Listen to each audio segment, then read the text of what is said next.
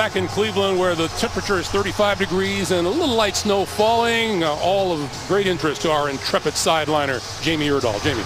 Greg, thanks. You and Trent already mentioned it. Our insider on CBSSports.com, Jason LaConfora, reporting that the Cleveland Browns could release Mike Pettine of his head coaching duties as soon as later today. Now, I was able to catch up with Browns owner Jimmy Haslam before this game. He did not offer up much comment beyond "we're all set here." Now, they will try to play upset, though, to their AFC North opponent in the Pittsburgh Steelers. We were unable to meet with Ben Roethlisberger last night due to illness. However, head coach Mike Tomlin said that he is all set for the start today as the Steelers try to will themselves into the postseason. Greg? All right, Jamie, thank you. The Cleveland Browns won the toss, and they have deferred, which means number 7, Ben Roethlisberger, will get his hands on the football first, and we're underway here in Cleveland. Marcus Wheaton from the 1-yard line. Across the 20 and to about the 22-yard line, and that'll bring the offense on with number 7, Ben Roethlisberger. Pretty good season under his belt, but a subpar outing in a devastating loss at Baltimore a week ago. 215 yards passing and 2 interceptions in a game that meant everything to them. You wonder, Trent, how they could underperform the way they did. You know, it was just very uncharacteristic. Ben Roethlisberger was off on a few throws during the day. Yes, he had a couple that were juggled near the sideline, but just the performance he's put together. He missed some games early in the season because of injury, but the yards he's been throwing for per game. Baltimore had a pretty good game plan for him a week ago, but Cleveland is dealing with a lot of injuries in the secondary. From the 22-yard line, Roethlisberger will throw on first down, sideline pass, and that is complete to Darius Hayward-Bay. Out of bounds at about the 30-yard line. Let's see if he got 2 feet down. Secures the catch one and drags that second one. Good technique over on the sideline by Hayward-Bay. Getting that back foot, just dragging the toe. Pickup of 8 makes it 2nd and 2.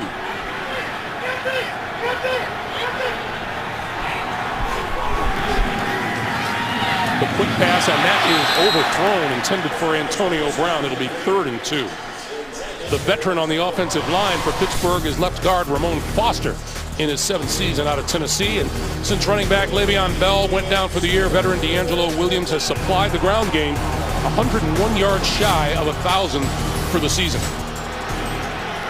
Well, this is a problem area for the Steelers a week ago, is staying on the field and converting 3rd downs. Saw the ball go through the hands of Antonio Brown on 2nd down, so putting him in this situation. DeAngelo Williams alongside Roethlisberger in the backfield. Roethlisberger will throw for it to this side of the field, complete to Antonio Brown and out of bounds at about the 33-yard line. That'll be enough for a first down.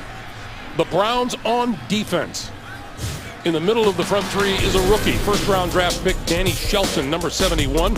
Speaking of rookies, 2nd-round pick Nate Orchard from Utah has come on strong, 3 sacks and an interception.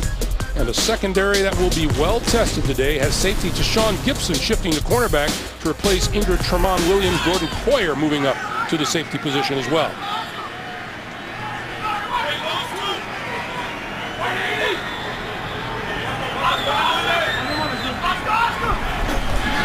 On first down, DeAngelo Williams' first carry of the day is from maybe a yard or so to the 34-yard line. Want to be interesting moving forward. If the Browns decide to commit that many guys down into the box, it's going to be hard to run the football. I know the Steelers want to have some balance with their offense, but when you put that extra guy in there, this could be a game where Ben puts the ball past quite a few pass attempts if they're going to stack the line. 2nd and 9.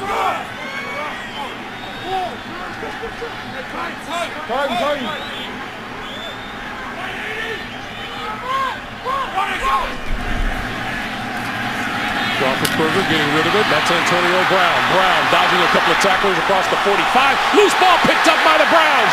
Out of bounds at the 40-yard line. That's Craig Robertson.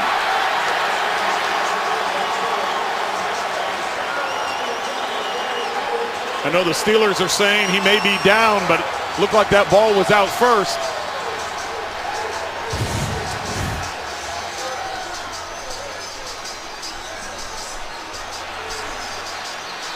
Ruling on the field is a fumble recovered by Cleveland.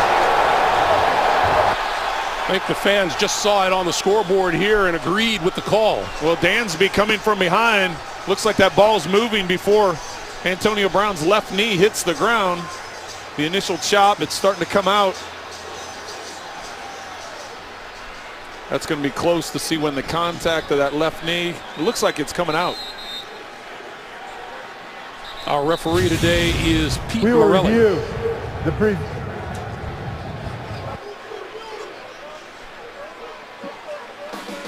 Turnovers are reviewed automatically. We'll take a break, find out what's what. Well, welcome back. Either the review was a really quick one. Everybody's in agreement, but the Browns start off Austin Davis at quarterback and the quick pass to Travis Benjamin out of bounds on the far side of the field.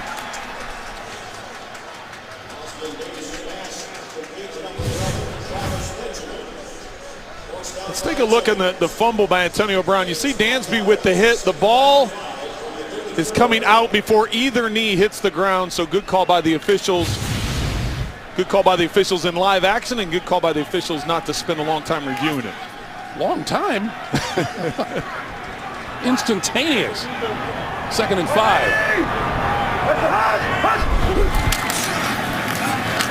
Isaiah Crowell, not much there, just as he ducks inside the 35 to the 34-yard line. And there is Cleveland's number 7 for the day.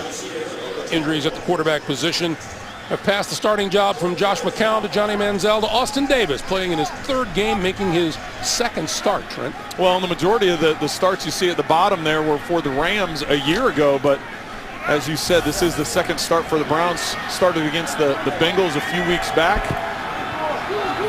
Looking to get the big win against the Steelers, knock them out of the playoffs. 3rd and 5.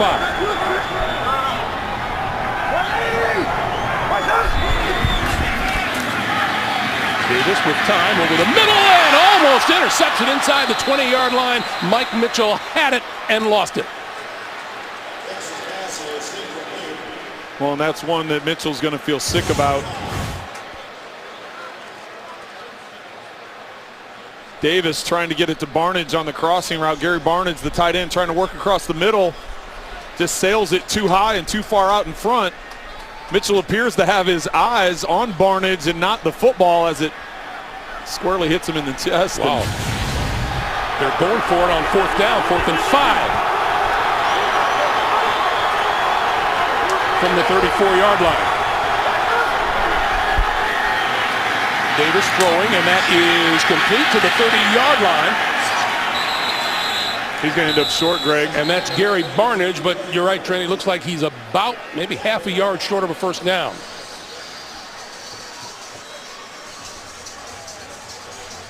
Browns trying to catch the Steelers with a quick snap on 4th down. Going empty backfield. Steelers made the adjustment. They blitzed. Linebackers inside both. And officially now, Pete Morelli says the ball goes over on downs. So Cleveland will take over at their own 30-yard line. Gary Barnidge needed about another half yard. Didn't get it. Okay, a reminder, never miss a moment of football action with the CBS Sports app. Every play, score, game, and highlight right as they happen. Download the CBS Sports app now at cbssports.com/mobile. These Pittsburgh Steelers needing a win here and a loss by the New York Jets at Buffalo. That game is scoreless with under 12 minutes to play in the 1st period in Buffalo. So here are the Steelers from their own 30-yard line. And we get penalty markers flying, and it'll be a false start against the Steelers. false start. Number 72 offense. 5-yard penalty remains. 1st down. Penalty is on the center, Cody Wallace. Well, that backs the Steelers up 5. Sorry about that, Greg. And this is not the start they wanted. That's 4 plays now they've had of offense. They had a drop pass, they've had a fumble, and they've had a procedure for moving. So 3 of the first 4 plays, they're not dialed in right now, and they've got to get this turned around quickly. Jamie Erdahl telling us from the sideline that Antonio Brown has had his wrist taped on the sideline. And across the 25 to the 26-yard line. This is the sideline activity with Antonio Brown having his left wrist looked at.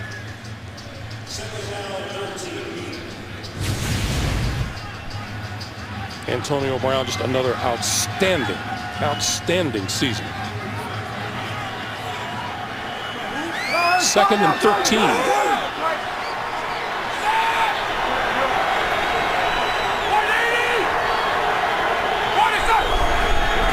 Roethlisberger looks left, throws left, that's complete, and across the 40, first down, and much more is Antonio Brown. Out of bounds across midfield at the Cleveland 47. Pushed out by Jordan Poyer. Antonio Brown is matched up on Pierre Desir. Desir with a huge cushion, allowing that hits route to turn into a big game. Browns are depleted. Both starting corners are out of the game, and Desir having to step up into the starting lineup. That's a tough matchup. As quick as Antonio Brown is, that's kind of a pick your poison situation. Exactly, yeah. You don't want to give him that kind of cushion. He's too quick. It almost becomes a punt return situation. You give him that much space. Roethlisberger to throw again. Little pop over the middle. DeAngelo Williams out of the backfield into the 40-yard line. Pickup of 7 will make it 2nd and 3.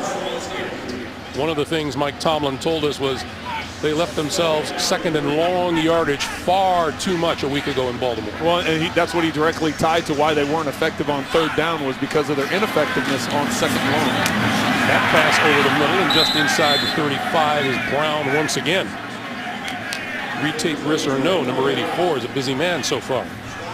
Well, and you wonder if the reason he went down on that, realizing he had the first down, and maybe that wrist is bothering more than he's letting on. Instead of taking the extra contact, go ahead and go on down and move the chain. 4 catches, 49 yards already for Antonio Brown. And the Steelers now from the Cleveland 34. Quick pass, far side. This is Martavis Bryant. Let's go down to Jamie.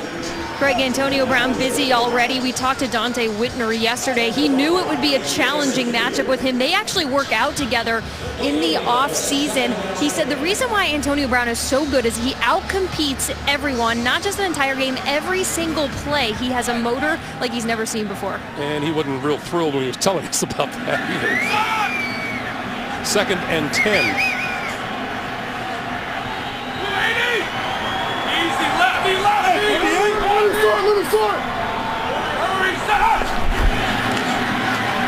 And on the slant, got his man, Antonio Brown, tripped up just inside the 10-yard line. It'll be 1st and goal at the 9. They're trying to show that they're going to isolate him one-on-one on Desir, but instead they peel off Poyer. Poyer is up at the line of scrimmage like he's going to blitz off the edge. He runs underneath to do a trail technique, but because his back is to Roethlisberger, he can't see what happens when Antonio Brown takes that angle. And so just an incredible throw by Roethlisberger, and the timing they needed to make that completion. 26-yard pickup, 1st and goal from the 9.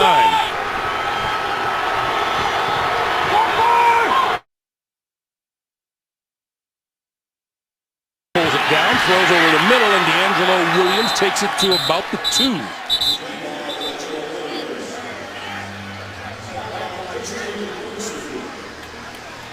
This drive began when the Browns turned it over on downs. Offside, number 96, defense, penalty is declined. 2nd down. Xavier Cooper, the rookie out of Washington State, guilty of that penalty, which was declined at 2nd and goal. Well, a week ago, DeAngelo Williams had the 2 rushing touchdowns against the Baltimore Ravens, and the Steelers were shut out of passing touchdowns, so look for DeAngelo Williams too.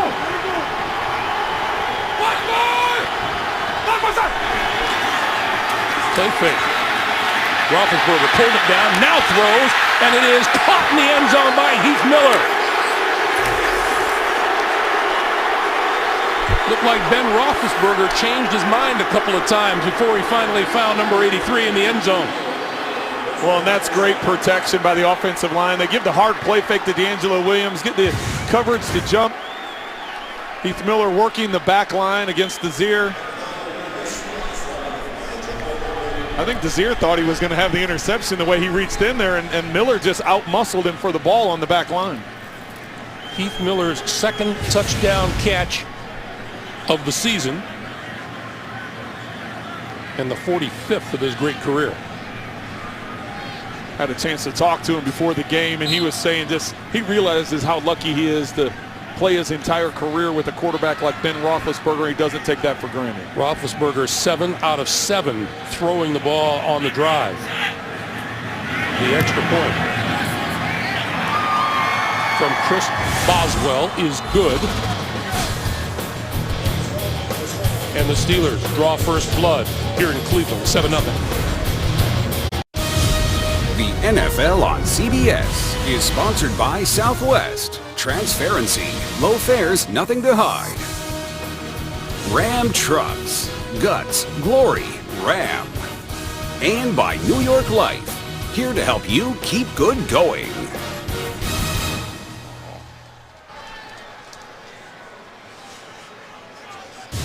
Hey, have a look at 2 of the 32 Walter Payton NFL Man of the Year nominees. Steelers defensive end Cameron Hayward's been active in supporting cancer awareness in honor of his dad, former NFL running back Craig Ironhead Hayward, while the Browns tight end Gary Barnidge co-founded a nonprofit that aims to develop American football in underprivileged countries around the world. You can see who will win that award at the NFL Honors from San Francisco here on CBS on February the 6th.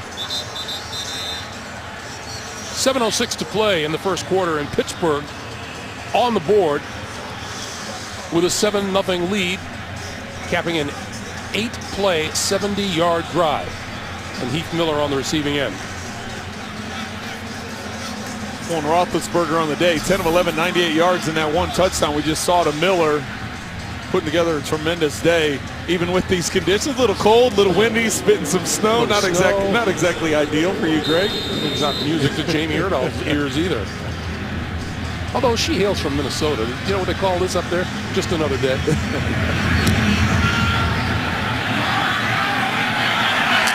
the 2-yard line, 41, Raheem Mostert. And Mostert, running room, 40. And out of bounds, just short of midfield. Terrific return. Shamarko Thomas bumped him out of bounds, and we have a penalty marker back at around the 27-yard line.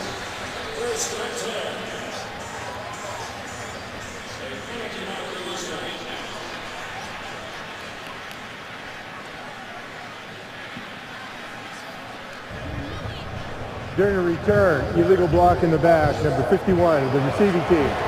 10-yard penalty, first down.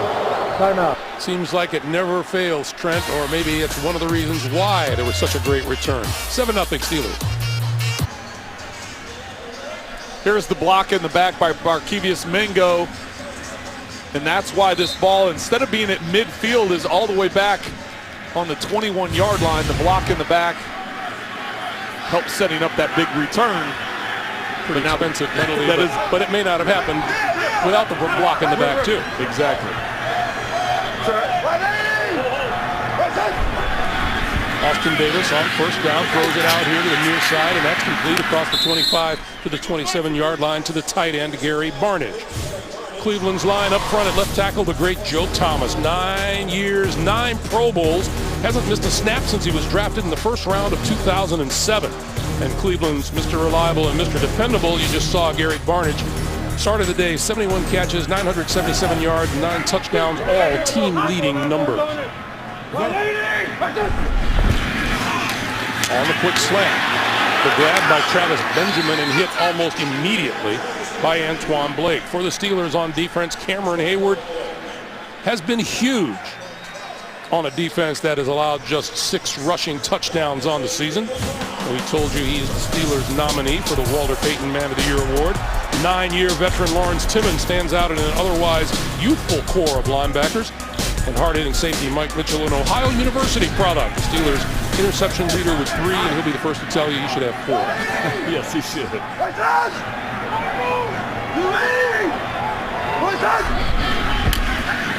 Davis with time. Down the field for Benjamin. Incomplete, penalty marker flies.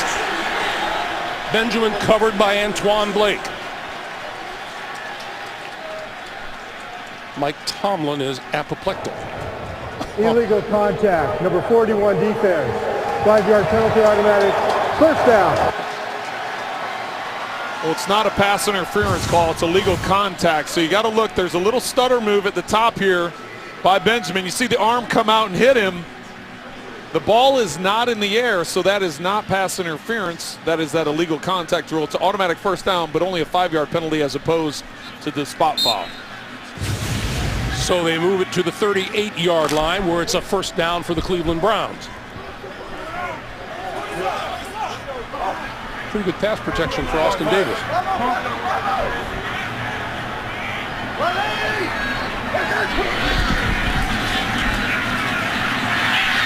Trying to escape trouble. On the move and gets hit hard back at the 32-yard line. Ryan Shazier and Lawrence Timmons combining. He has to realize once he's outside the pocket, he can throw that ball away without the intentional grounding. Some of that's just experience. He gets outside. He doesn't really have anybody to this side of the field. The Browns were flooding the far side of the field. It's only one receiver there. But understanding, just flip that ball out of bounds past the sticks and have it 2nd and 10 as opposed to 2nd and 16.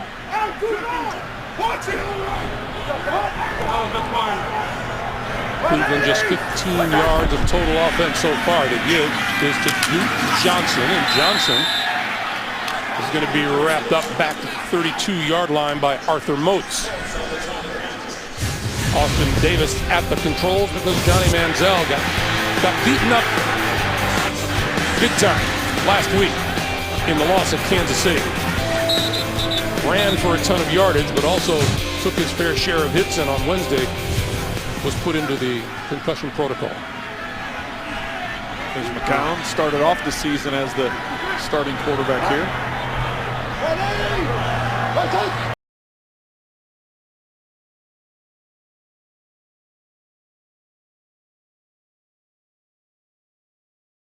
By Will Allen, the 12-year safety out of Ohio State.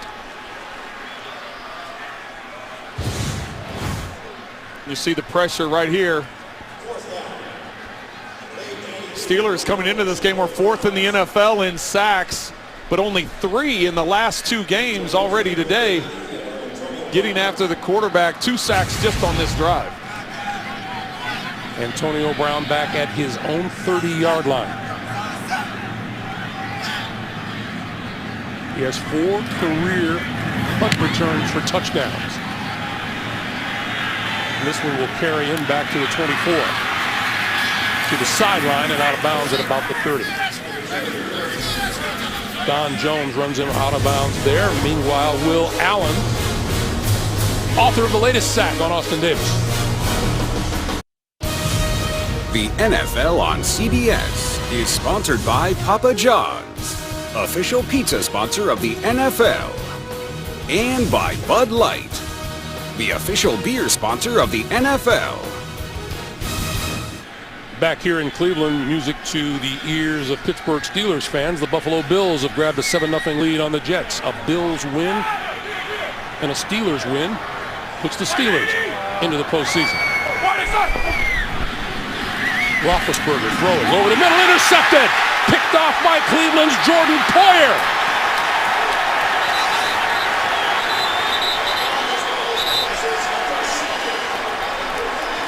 Boy, it felt like Poyer just came out of nowhere to pick that off. Poyer read that all the way. They're just in quarters coverage. And he reads the route. He watches Roethlisberger's eyes. Here he is. He reads the eyes and comes flying up and able to get the interception. For a defense that a year ago was 2nd in the National Football League with 21 interceptions so far this year, that's just their 10th interception on the season. So very timely for the Browns, setting up key field position for Austin Davis and the Browns offense. How about Ben Roethlisberger? His last 5 games on the road, just 1 touchdown pass and 7 picks. That's his 15th on the season. Sets the Browns up at the Pittsburgh 24. Pass to the near side, complete to Darius Jennings. And let's get an NFL Today report from New York, the first of what I'm sure will be many today. JB and Boomer. Visual embellishment of your scenario, Greg. How about Ryan Quigley, a poor punt of 21 yards. Bill took possession at the Jet 25-yard line. This leads to a Tyrod Taylor 18-yard run. 7-0 Bills. That's only the third rushing touchdown this year that the Jets defense has given up, JB. Greg Gumbel. All right, guys, thank you. 5.5 to play in the first quarter in Buffalo. This is Isaiah Crowell turning the corner inside the 15, inside the 10-yard line. They're going to mark him out at exactly the 10-yard line.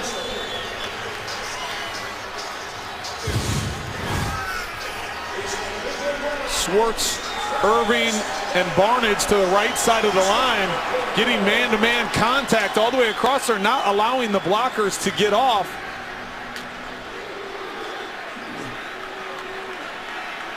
Mike Pettin told us yesterday, we got to run the football. It's that simple. First and goal. Well, if you get a hat on a hat like that, great range. Crowell, nowhere to go there. Nothing but Steelers on that side of the field. He'll lose a couple. That would be a hat on no one. there were 4 guys running free on that one. So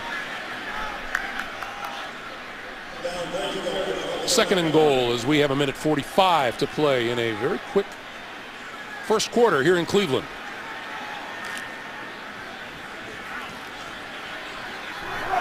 Goal to go, touchdown efficiency. Cleveland, dead last in the NFL. Davis on the move, throws inside the 10, in and out of the hands of his intended receiver, Travis Benjamin.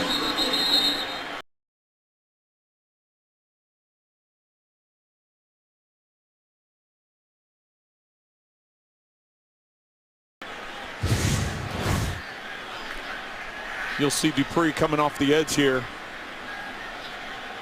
against Schwartz. That's a catchable pass.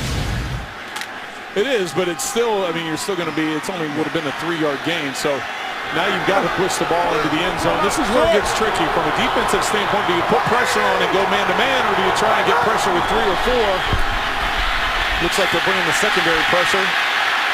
Rolling, throwing, and threw it away. Will Allen once again applying pressure on the quarterback.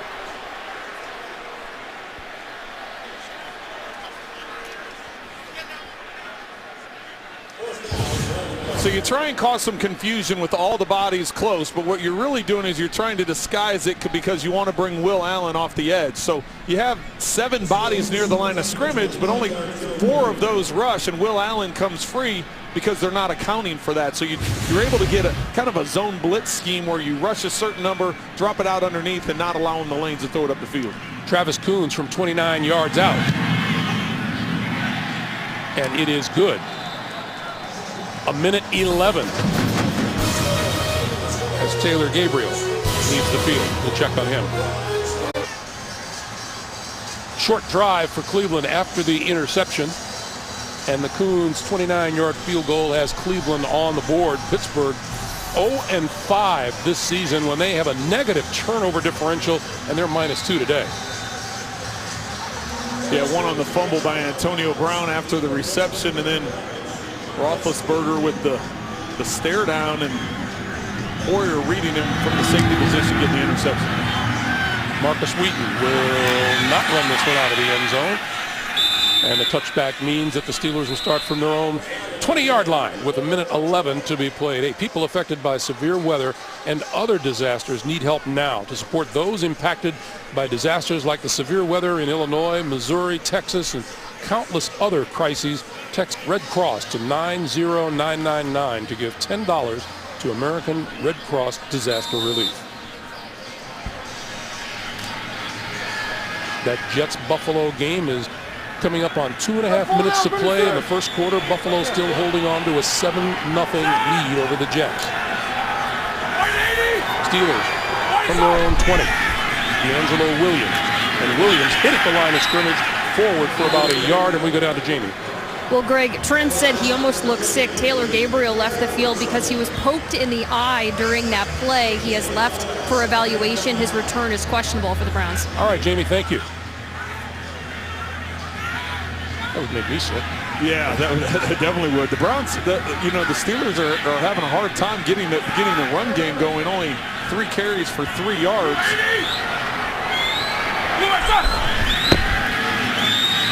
Roethlisberger with lots of time. Still looking and throwing to the sideline, and that is complete to Marcus Wheaton. Out of bounds at the first down marker at the 30-yard line. That looks like a first down, but there's a penalty flag down.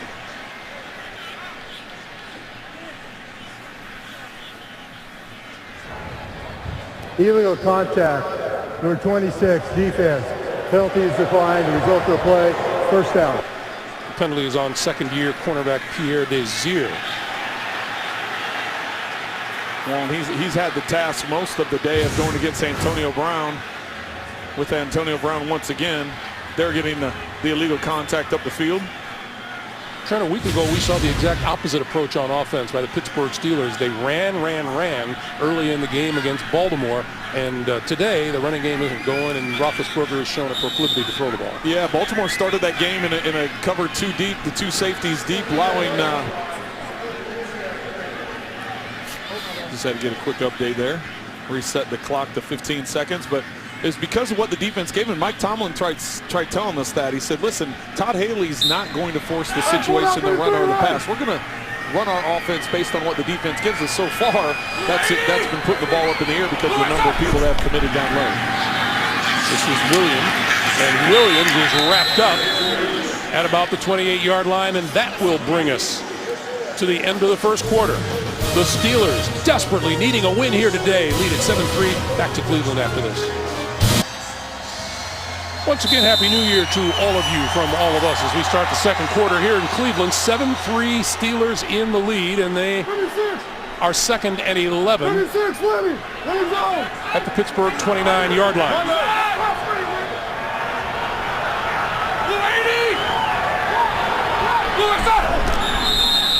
Movement up front. False start, number 66, offense. 5-yard penalty remains. Second down. This has got to be a game, Trent, that all the pressure in the world is on the Steelers, and the Cleveland Browns don't have any. But, you know, I don't often agree with that feeling that there are a lot of distractions for a football team, but you wouldn't blame the Cleveland Browns for thinking about a lot more than just this game. Yeah, there's a lot of stuff being reported out there, being circulated from different, whether it be about head coach Pettine, if you talk about Ray Foreman, the GM, Johnny Manziel, there's a lot of stuff going on other than just football, which is really what it's supposed to be about. Unfortunately, the Browns are dealing with other things. Second and 16, Roethlisberger to throw. With time, this side of the field, and wide open was Antonio Brown for a first down, out of bounds at the 44.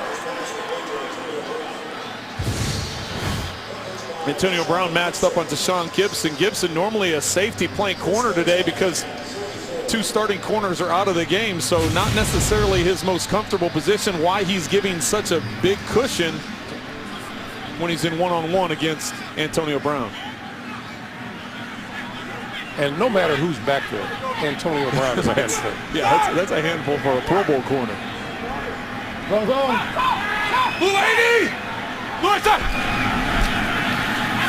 Roethlisberger, all kinds of time throwing, and that is complete inside the 40 of the Cleveland Browns. Do you feel, Trent, a decided effort to get the football to number 84 today? I think there is. He's been the main target all year. You can tell that by the number of receptions and where he sits in terms of the NFL ranks. But so far today, already 7 catches for 118 yards. He came into today just 20 receptions shy of an NFL record. So there's been he's been targeted quite a few times. Yeah, he may get it. Martavis Bryant has that one go through his hands. Time to go green, shall we? Well, we're going to talk about the Steelers and their combination routes, and what that does is it puts the pressure on the defense. So the defense is going to come in, play it too deep. Then it allows Ben Roethlisberger where he wants to go with the football. And really, by having combination routes, you can go wherever the defense allows you to go. In this case, with a cover 2, it leaves the middle of the field open. You do a change release. Antonio Brown works outside, comes back inside, and Roethlisberger hits him for a big game. Second and 10, DeAngelo Williams up the middle, shakes a couple of tacklers, and takes it to the 31. He's marked down at the 31. Tackle made by John Hughes III. And Williams rolling over and holding his right leg. Yeah, right at the end of that play, he fell on the back of his legs, and it's either that right ankle or right knee.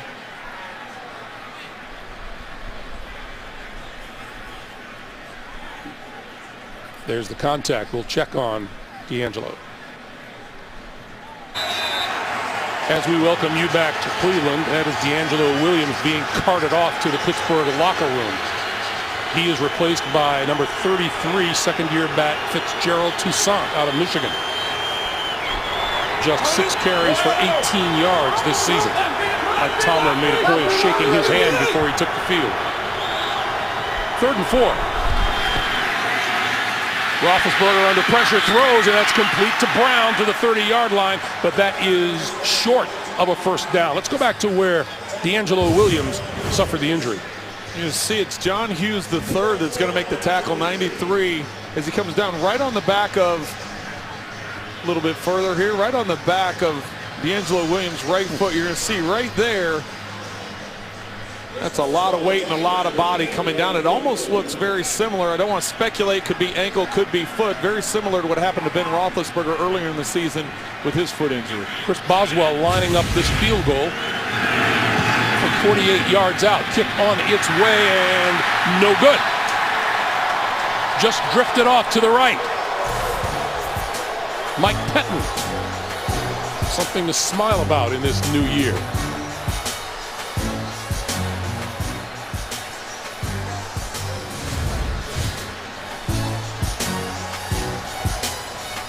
Boswell's kick on the way. Started out good, ended up wide. Mike Pettine says, still 7-3. The NFL on CBS is sponsored by the Acura Oh What Fun It Is to Drive event. Verizon. Better matters. And by the Home Depot. More saving, more doing. Welcome back to Cleveland. 12:31 to play here in the first half. The Pittsburgh Steelers having just missed a field goal with a 7-3 lead, and the Browns will take over at their own 38-yard line. See, this is why you don't look at the stats, Greg. Right now, if you look at the stats, it's 155 yards for the Steelers to 19 yards for the Browns. Yet we've got a 7-3 ball game, and Cleveland's got the ball with an opportunity to go down and make this thing even closer or take the lead. Coming around from the wide receiver position is Travis Benjamin, but he's run out of bounds on the far side by Will Allen, who feels like he is all over the field in the early part of this game. Well, and that's to finish that thought, Greg, and that's the reason why coaches, every head coach we talk to, nobody wants to talk about numbers. Oh, you're ranked 3rd in this, 7th in this, 14th in this. It's about, Mike Tomlin tells us all the time, it's about getting the win. I don't care how we get the win. I don't care what the numbers say. I just want one more point at the end of the day. And, of course, it was easy for him to say that when he's scoring 35 points a game.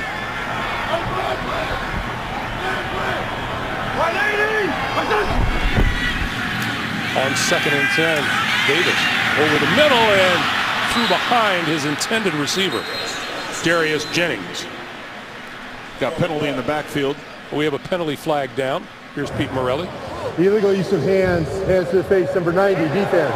5-yard penalty, automatic first down. Steve McClendon guilty of a hand to the face, and that's a break for the Browns.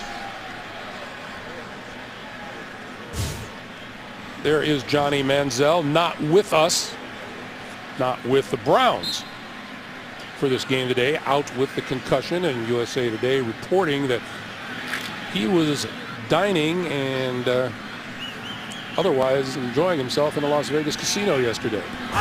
Well, the Browns told us that he was here at the facility yesterday, but they wouldn't verify or deny the Vegas report. That pass is complete to Barnidge, and Barnidge getting it out close to midfield. Brought down at about the 48-yard line. Let's get an update from the guys in New York once again to JB and Boomer. Buffalo trying to play spoiler plus. Well, I'll tell you what, Rex Ryan would love nothing better than to knock the Jets out of the playoff race, and Buffalo Bills are doing their best right now, 13-0. That's a Carlos Williams 2-yard run on 4th and 1 and a missed extra point by the Buffalo Bills. 13-0 Buffalo over the Jets. Greg Gumbel. Rex Ryan would be ecstatic to knock off the Jets. Pulling his way to the 45-yard line. Well, and back to that Jets game, Boomer had told us on the last break that the Jets had only given up 2 rushing touchdowns the entire season, and that's the Bills' second rushing touchdown. That will be plenty of time to look back on that. I want to focus on winning this game and getting prepared for the playoffs and anticipating making it. Crowell to the 45, and we go down to Jamie. Greg, I mentioned earlier Taylor Gabriel was out with a poke of the eye. He is out for the game now with that eye injury. We will not see him again for the Cleveland Browns. All right, Jamie, thank you. Boy, this not that each team doesn't have its own injury concerns, but this Cleveland team has been hit 35 diagnosed concussions since the 2012 season, and 16 coming into this game today. David on the screen, trying to break outside is Duke Johnson, and Johnson just inside the 45-yard line. Jamie. Staying busy, Greg. DeAngelo Williams, we saw him carted off earlier. He could put no weight on that right ankle when he was helped off. The team is now telling me he is questionable to return with a right ankle injury. All right, thank you, Jamie. DeAngelo Williams, who has had such a superb season, coming on in relief of Le'Veon Bell. Well, it's really a fresh start for him, too, here in Pittsburgh, getting an opportunity to come up here after being so many years in Carolina. Frustrating to see anybody get injured, but DeAngelo was filling in nicely for Le'Veon. 3rd and 9. Let's see what kind of pressure the Steelers come up with. 4-man rush on the slant, off the fingertips of his intended receiver, Darius Jennings. And Will Allen was there on the coverage, and almost a pick.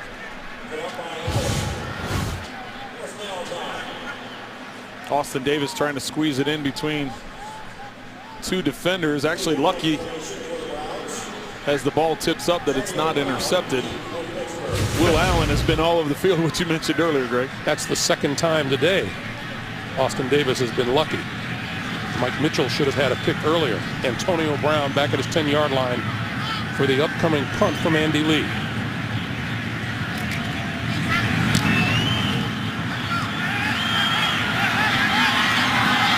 Inside the 10 and rolling to a stop where it's grounded at the 7 by Raheem Mostert. Nice kick by Andy Lee. Ben Roethlisberger operating from his 7 after this. 9:03 to play in the first half. The Pittsburgh Steelers needing a win, needing a Buffalo win against the New York Jets. On 1st down. This is Toussaint, and Toussaint maybe a yard at best. Craig Robertson in the middle of the stop.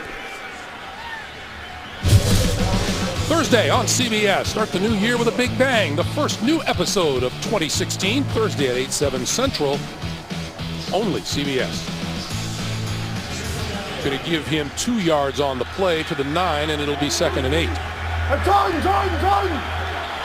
Fitzgerald Toussaint, 5'9", 204 in his 2nd season from the University of Michigan.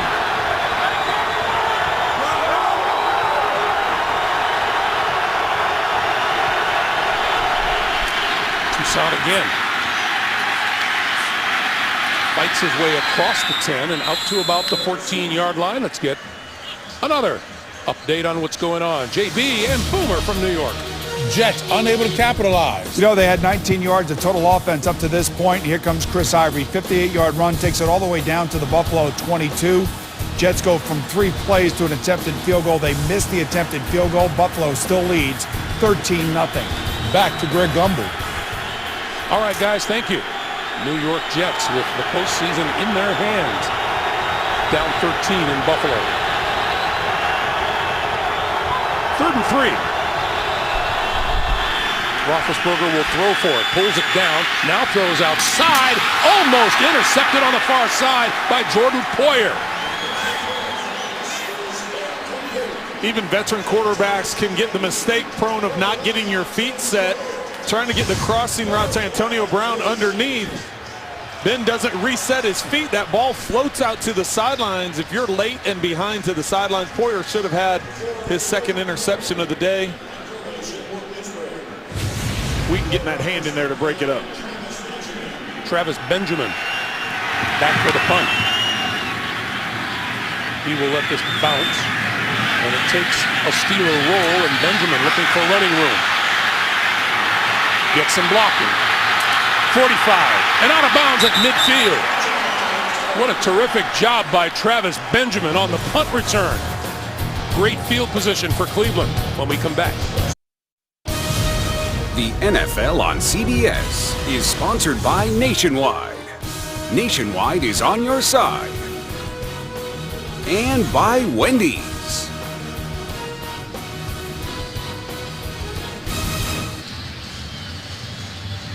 The snow has stopped for the moment as we welcome you back. 7:14 to play here in the first half.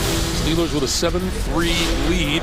Week 17 continues later today on CBS and Fox, then tonight with Sunday Night Football on NBC.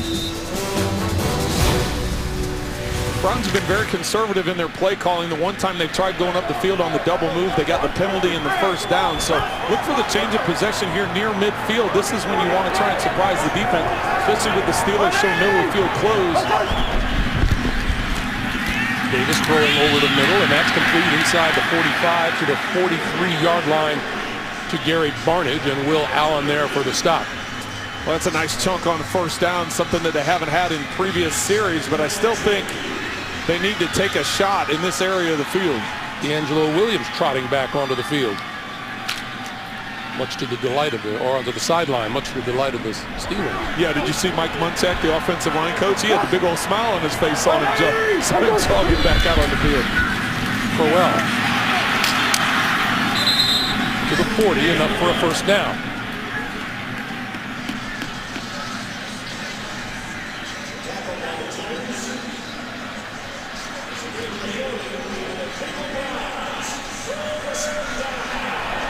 That is Martavis Bryant on the sideline.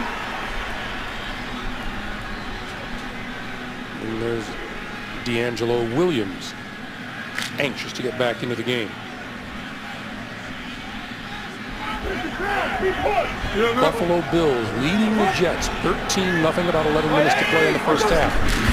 In Buffalo, this is Crowell. And Crowell dragging Steelers to about the 37.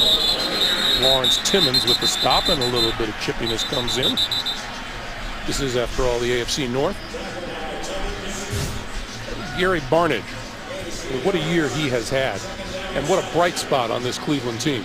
Well, and you already mentioned the fact that he's the Walter Payton Man of the Year nomination for the Cleveland Browns. So not only doing it in the community, but also producing on the football field as well. Over 1,000 yards receiving now on the season. 2nd and 6.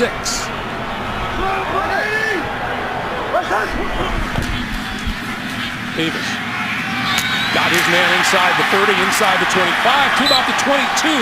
Darius Jennings, the rookie free agent wide receiver out of Virginia. This is just your basic curl route, running up, stemming to the outside like you're going to push it up the field, and you just come back. Good protection that time for Davis to step into his throw. He's had a couple that he sailed high today and had a couple he's inaccurate. That time putting it right between the numbers of Jennings. Davis 9 out of 13 for just 49 yards throwing.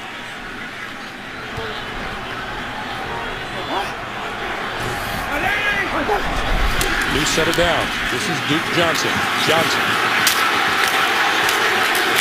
To about the 15-yard line. What a story Duke Johnson is. He's #1 all time at the University of Miami in rushing yards, in all-purpose yards, in total kick return yards. Yeah, he's done a tremendous job. He can catch the ball out of the backfield. You just saw his running ability there, able to get around the edge with the speed, but then the power to push the pile and get the extra yards.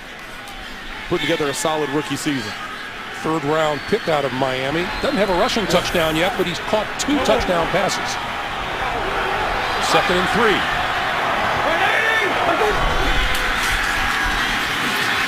Johnson again.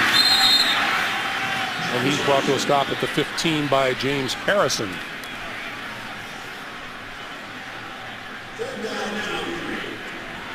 There is Cleveland owner Jimmy Haslam.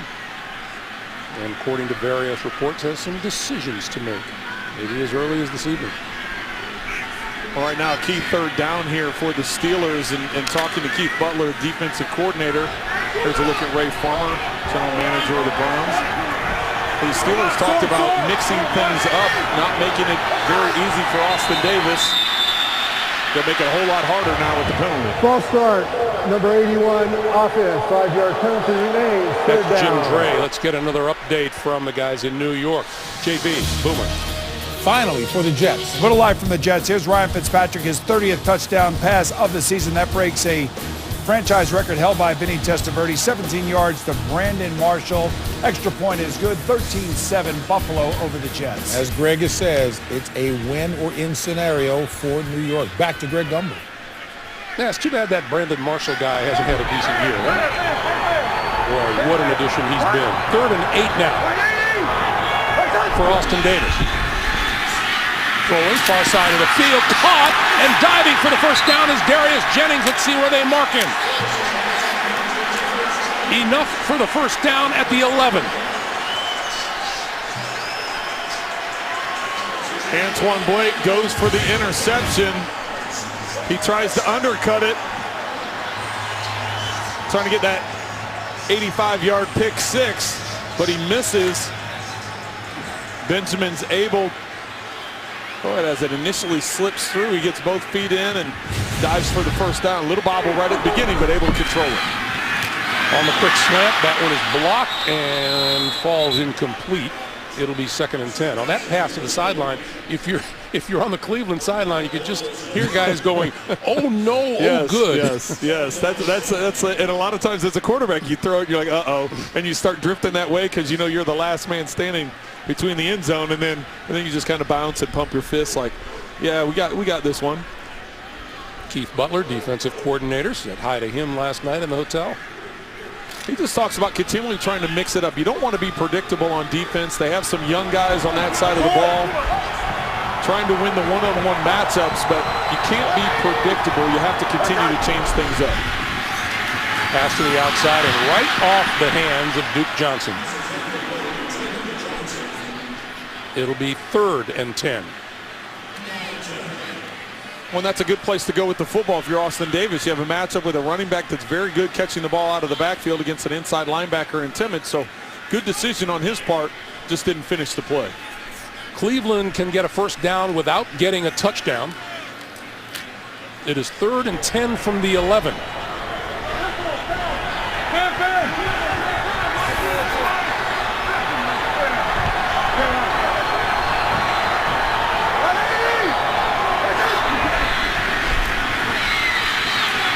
Can't get rid of it and goes down back at the 27-yard line, courtesy of Antoine Blake. Well, this one you've got to put on. This one you've got to put on Austin Davis, hanging on to the ball too long, taking the crucial sack. 2 minutes to play. Austin Davis on the sideline as Travis Coons lines up a 39-yard field goal attempt.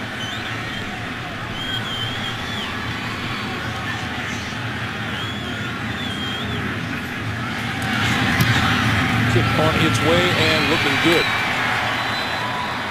So at 1:56 to play, the Browns move to within a point at 7-6.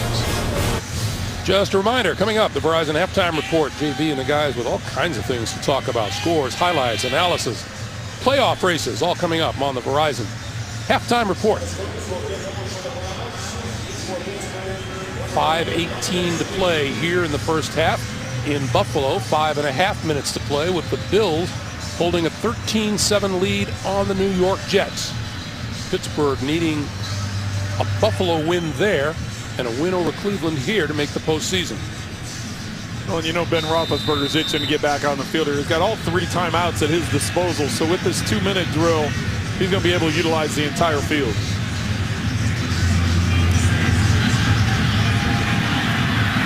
This one will bounce into the end zone for the touchback. No chance for Marcus Wheaton to run it back. Pittsburgh has had its problems today, right? Well, and it's been lopsided when you look at it from a statistical standpoint, but early in the game, Antonio Brown gets stripped for the fumble. The Browns get good field position. Then the dropped interception by Mitchell hits him right in the chest. In turn, Moyer does not drop the interception for the Browns, and then the missed field goal. So we're sitting at a 7-6 game, even though statistically, Greg, you and I have talked about the numbers are very lopsided in the Steelers' favor. We saw D'Angelo Williams had returned to the sideline, but Fitzgerald Toussaint is back on the field and in the backfield for the Steelers. And as Trent says, all 3 of their timeouts remain. Same for Cleveland.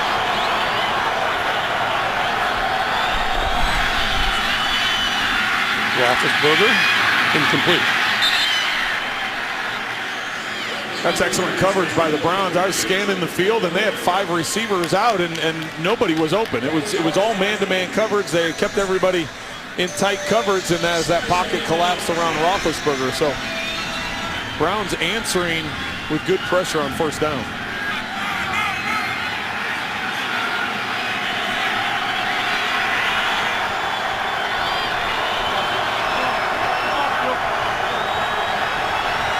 Second and 10.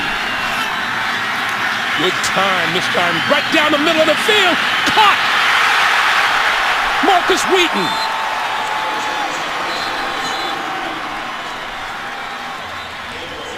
And Pittsburgh uses a timeout to stop the clock with 1:41 to play. Ben Roethlisberger got great protection from his line and produced. Welcome back, Pittsburgh, with a first down now at the Cleveland 40.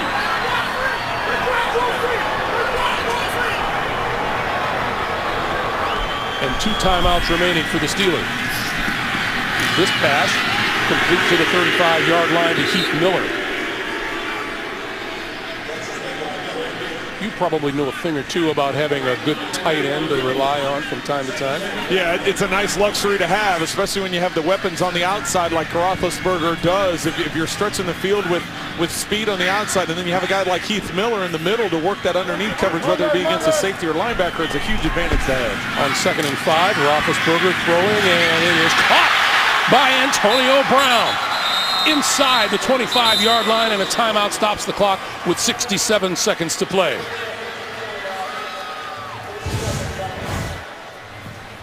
Brown just working on the outside on a dig route. This zone coverage, he's able to find it. It's incredible that he's able to get up that high and catch it with his fingertips on a cold and windy day. So the line of scrimmage now the 17th, and a reminder coming up, the Verizon halftime report. Once again, JB and the guys with scores and highlights from New York and the latest on the playoff races. That's the Verizon halftime report, 1:07 away.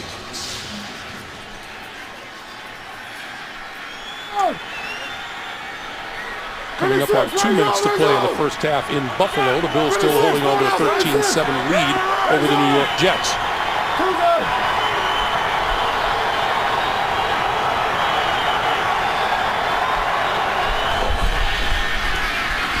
Roethlisberger throwing, corner of the end zone, and overthrown. Marcus Wheaton was the nearest receiver down there.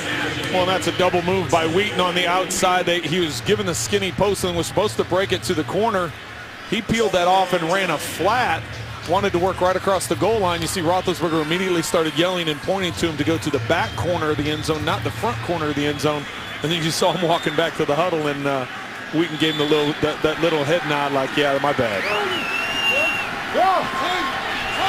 Pittsburgh with 1 timeout remaining, 2nd and 10.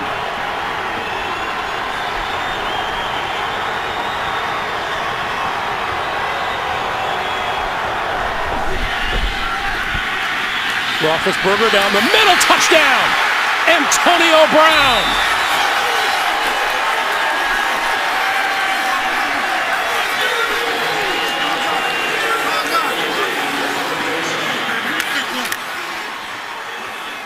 Double move by Antonio Brown. His 10th catch of the half. Watch as he sets this stem up the field. He gives a nod to the outside, just freezes the corner. Excellent throw by Roethlisberger. Antonio's the only one that can get. Can you believe 10 catches on the half already? 150 yards and his first touchdown. 10th touchdown catch of the season.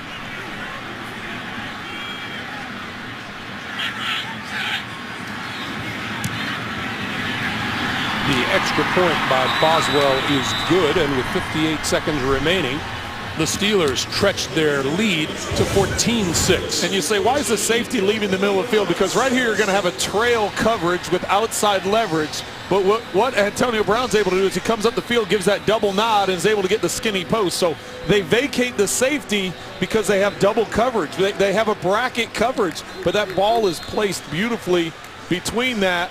Antonio Brown comes up with the touchdown. Let me ask you, Trent, how does trail coverage help for a guy who's so quick like Antonio Brown? Well, you're hoping he could get his head turned around and try and get a hand on it. You see Antonio Brown with his 10 catches in the first half now puts him 10 away for Marvin Harrison's NFL single-season record.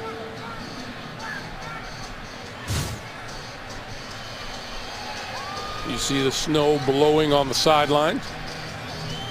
58 seconds to play. This is more like AFC North Division football.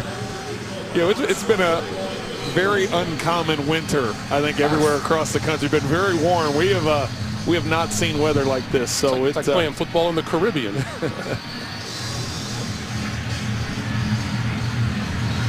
Raheem Mostert deep. And he will not run this one out of the end zone. It'll go as a touchback, and the Browns will start from their own 20-yard line. Saturday, freshman phenom Ben Simmons leads LSU into Gainesville to take on the defensive-minded Florida Gators. And then on Sunday, a red-hot Ohio State squad gets a big test against Yogi Ferrell and the Indiana Hoosiers. It all begins on Saturday with Inside College Basketball right here on the road to the Final Four, CBS Sports. Kind of been coming and going today, but right now it's coming. It's definitely coming down.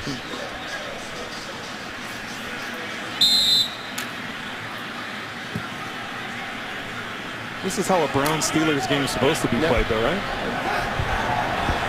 Kind of look around for Jim Brown and John Henry Johnson. Davis with time over the middle, and that is complete. This is Benjamin, and Benjamin across the 30 to about the 32-yard line. Ryan Shazier tracking him down. And Cleveland uses a timeout to stop the clock with 48 seconds to play. They have 2 remaining. Nice job by Benjamin working across the field. Davis hits him in stride, and he's able to use that speed to get the first down with 3 timeouts to go. It's not crucial for you to get out of bounds at that point in time. Just get the yardage. We should send out an alert that if there is a small pile of snow moving around down there, it's probably Jamie Erdahl.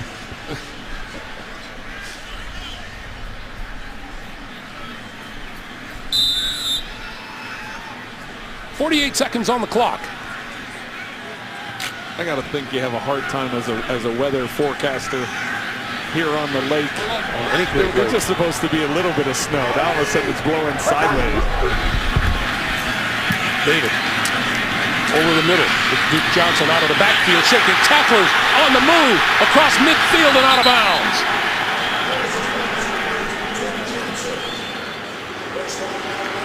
Give that all to Duke. That's unbelievable. Just a little check down trying to pick up 5-6 yards, and he's able to give a couple stiff arms, work over to the sideline and get out of bounds. Davis working through his progressions. Not the best throw on the back shoulder, but nice grab. Johnson able to give a couple stiff arms and save those timeouts. Cleveland now at the Pittsburgh 48. Davis reverses field, gets a block, got rid of it, incomplete.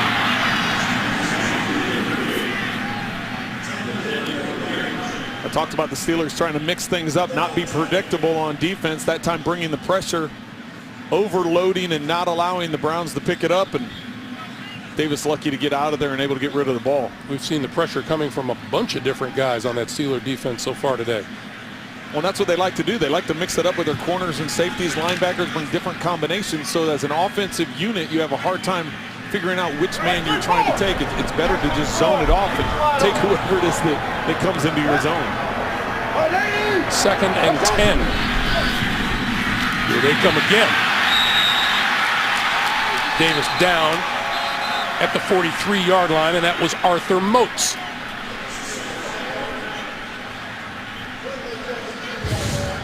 Well, Moats just comes off the edge here, and nobody even blocks him. Schwartz steps to the outside to pick up the secondary pressure, but the guard doesn't bounce out. There's no running back in the backfield to slide over and get it, so clearly a miscommunication on the Browns' part. Meanwhile, in Buffalo, Dan Carpenter has kicked the field goal for the Bills, and they stretch their lead over the New York Jets to 16-7 with under a half minute to play. Once again, the Jets lose there, the Steelers win here. Jets are out of the playoffs, and the Steelers are in. One of you noticed, Greg, how the stadium is not updating that score. They don't want to give the Steelers any more incentive, so they're not. It's hard to find that updated score. Now I'm sure everybody has their phones and they're getting updates as they want, but they don't want that sideline to know. 3rd and 19. Going deep down the far sideline, going for the football and grabbing it. The catch is made by Terrell Pryor. And they use the timeout. Terrell Pryor making the transition from quarterback to receiver against Antoine Blake. The size difference, but the body control that he shows to undercut Blake and go back and get the football. Terrell Pryor at 6'4", Antoine Blake at 5'9". 17 seconds on the clock. That was a 42-yard pickup. Cleveland has no timeouts left, and so with 17 seconds, yes, you can work the middle of the field, but you're not going to leave yourself any time other than to spike it and take one more play. So you want to get out of bounds or take some throws into the end zone. First red zone trip of the day for the Browns. Davis on the slant, incomplete inside the 5-yard line. Pryor, the intended receiver, and that time Blake knocked it down. Good timing on Blake's part, getting there right as the ball was reaching Pryor. James Harrison with the underneath coverage.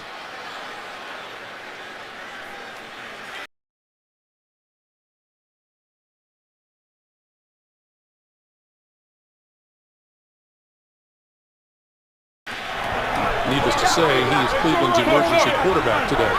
2nd and 10. Well, and with no timeouts, you either have to get out of bounds or get it into the end zone. You can't afford to be in the field of play. Davis, time, throwing, incomplete. Travis Benjamin, 9 seconds. You got time for one more shot to the end zone. Once again, you can't do anything short of the goal line. It'll end up like the game last week ended in Kansas City, where they weren't able to get out of bounds and ended up losing that football game before having a shot at the end zone because of the lack of timeout. So you have to be smart here with the ball. Remember a frustrated Johnny Manziel bouncing his helmet off the turf, running out of time. 3rd and 10. Davis. Now throwing. End zone. Incomplete. Intended for Jennings.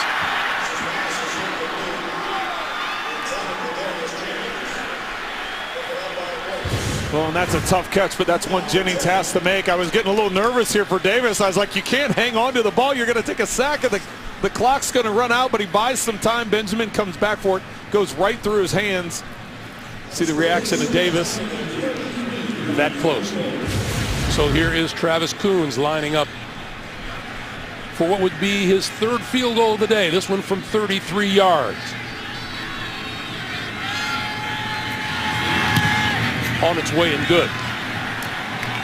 And that's how we close out the first half. A game the Pittsburgh Steelers absolutely need to have any hope for a postseason berth.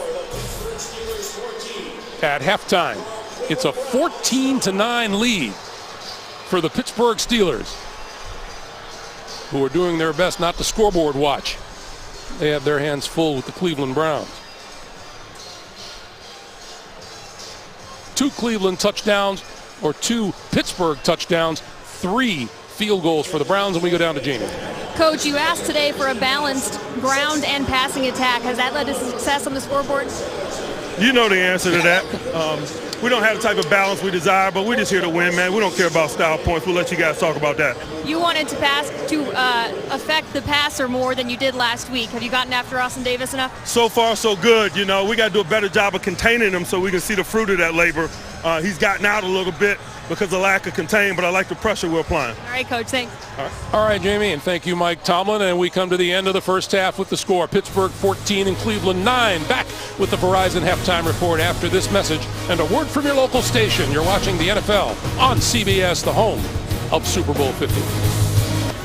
Back in Cleveland, the Pittsburgh Steelers looking for the postseason. They've gotten some good connections from Ben Roethlisberger to Antonio Brown. However, the turnovers have cost the Steelers a fumble, a missed opportunity on an interception, and they lost running back DeAngelo Williams in the first half to a leg injury. He has yet to return from that at halftime. The Steelers leading the Cleveland Browns by a score of 14-9. Greg Gumbel along with Trent Green back upstairs. That first half was, you look at the numbers and you wonder how the Cleveland Browns are even in this football game, but they are. It has been very lopsided when you look at the numbers and you look at how the Steelers were able to produce and push the ball up the field, but they had the turnovers, had the interceptions, had the fumble, had the missed field goal. So they're doing all the things to keep Cleveland in the ball game. But looking ahead, just exactly what the Steelers stop the miscues, because this game should be much more lopsided than it is. But you got to give the Browns a nod of the hat, because the fact they've been able to produce and get points, they just need to be more productive in the red zone and convert touchdowns instead of settling for those 3 field goals. They have hung around, and they get their hands on the football first here in the second half. Raheem Mostert is deep for the kick. Mostert will take this one at the goal line. Across the 15 and out to about the 19-yard line, and we go down to Jamie.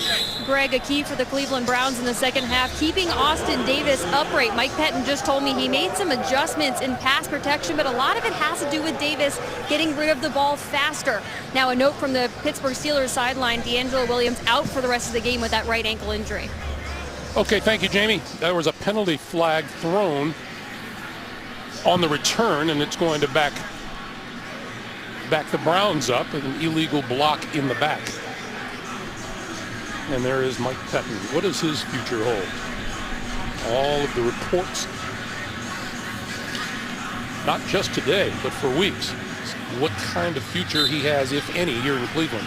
Well, it's about producing. It's about winning football games, and Mike Pettin was very clear on that. He said, listen, things started off well here in Cleveland, but the last 20 games has only been 3 wins, so you can understand if the decision goes the other way, but I know he'd like to be here and would like to be the head coach.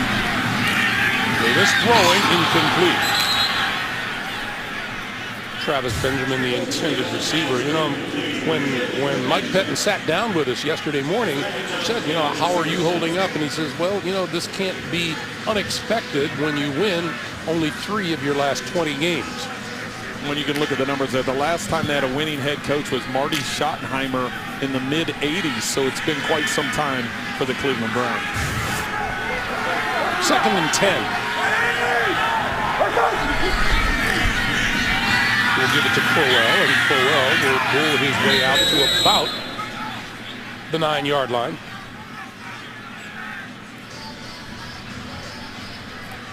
And by the way, it's never a good thing, apparently, for a Cleveland coach to finish up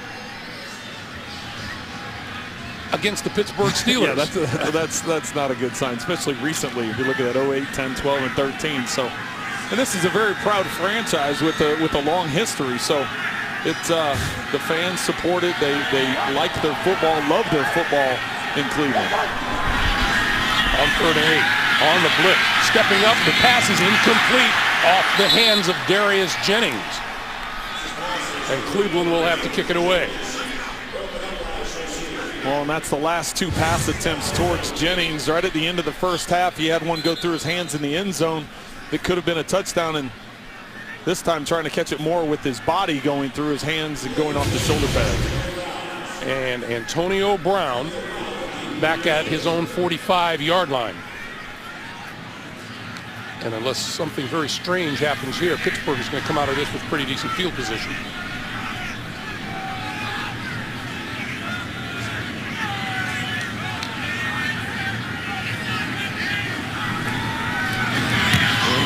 Kicks it away at the goal line. And fair catch called for and made by Brown. All in all, not a bad result for the Cleveland Browns. 14 minutes to play. In the third quarter, Antonio Brown having himself a good day for the Pittsburgh Steelers, who lead it 14-9. Telecast is copyrighted by the NFL for the private use of our audience. Any other use of this telecast or of any pictures, descriptions, or accounts of the game without the NFL's consent is prohibited. Steelers with the ball at their own 38-yard line. And Toussaint filling in for injured D'Angelo Williams gets a couple to the 40. Let's check in for the first time in the second half with JB and Boomer in New York, guys. All right, Greg, Jets inching back. Well, Mike Gillislee, the rookie running back for the Buffalo Bills, fumbles on the Bills' 23-yard line. This leads to a Randy Bullock 39-yard field goal. Buffalo leads 16-10. All right, back to Greg Gumbel. All right, guys. Jets needing a win.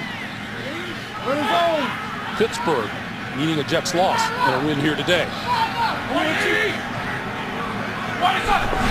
On 2nd and 8, Roethlisberger with protection, intercepted over the middle, picked off by the Browns. Craig Robertson. Robertson going the other way, gets a block inside the 20, still on his feet, inside the 15, inside the 10.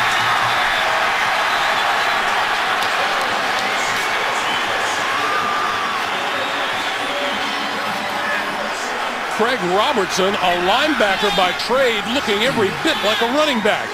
And Robertson is just reading the eyes of Ben Roethlisberger. Roethlisberger is looking for Antonio. Here's Robertson here. Antonio Brown's going to be coming to the middle of the field from Roethlisberger's left. Just reading his eyes. Robertson just flows. He drops back to his left, but then reads where Roethlisberger is reading, just floats right over, and that ball is low enough. And then he turns into a little bit of a running back here on the return. Meanwhile, Roethlisberger getting into it back at the goal line. That's just a quarterback with frustration right there. Believe me, I've been there. It's you know, you try and get a little block, you're trying to get blocked, and then all of a sudden, next thing you know, you're trying to rip the guy's helmet off. So. Isaiah Crowell, right side. Grabbed and goes down at about the 5-yard line by Arthur Moat. You know, I'm kicking myself because I wanted to ask you earlier. Obviously, we see Ben Roethlisberger looking for Antonio Brown more than usual, and I wondered if that was going to raise its ugly head and bite him. Well, that time it did, because he came out of it and he started off looking to his right to confirm what coverage was, and then when he came back to his left, he just got locked into it, and I think he was just a little bit late with it. If he had gotten to that quicker, there was more of a crease for it, but Robertson just did a great job reading his eyes. 2nd and goal from the 5. David throwing, end zone, overthrew his tight end, Gary Barnidge, who was double covered. It'll be 3rd and goal. One more time, look at Ben Roethlisberger's eyes. He starts off looking to the right to confirm coverage, but here he's staring down to his left. And so Robertson's able to drift over, follow those eyes, and with the low trajectory of that throw, make the interception. A 32-yard return, and what a return that was for Craig Robertson. Well, now the Browns are faced with a tough 3rd down, 3rd and goal from the 5-yard line. They spread everyone out. Looks like the Steelers are going to bring some pressure inside. On 3rd and goal, Davis throwing and intercepted at the goal line. Picked off by James Harrison.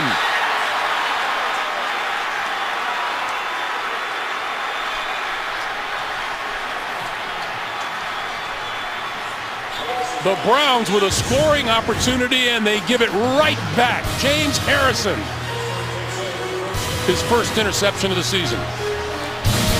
The NFL on CBS is sponsored by Southwest. Transparency, low fares, nothing to hide. Snickers. Snickers satisfies. And by Mercedes-Benz. Experience truly great engineering today at your authorized dealer. back in Cleveland. A Browns threat goes by the boards. 7 red zone takeaways. Here's James Harrison. He's going to be the one that undercuts and gets the interception. Will Allen is going to be blitzing to the inside. Watch how Harrison drops underneath Barnidge and is able to get this interception. Austin Davis either doesn't see him or just has a poor throw on the back hip of Barnidge, giving the ball back to the Steelers. So the Steelers survive the threat. Start from their own 5-yard line. Toussaint for about 3 out to the 8. About 10 minutes to play in the third quarter in Buffalo. The Bills holding on to a 16-10 lead over the New York Jets. The Jets win, they're in. The Jets lose, it opens the door for the Pittsburgh Steelers if they can walk out of Cleveland with a win.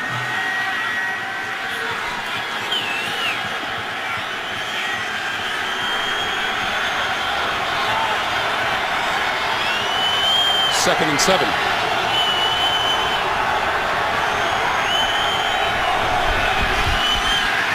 Roethlisberger going deep down the sideline. Incomplete. Darius Hayward-Bay shadowed all the way down the field. Meanwhile, that playoff picture. New England, Denver, Cincinnati, Houston. Division leaders right now. Kansas City and the Jets fighting for the wild card along with Pittsburgh and Indianapolis a long shot. Meanwhile, New England playing at Miami, and they are tied at 10 in the third quarter. And New England still looking for that number 1 overall playoff seed in the AFC. 3rd and 7.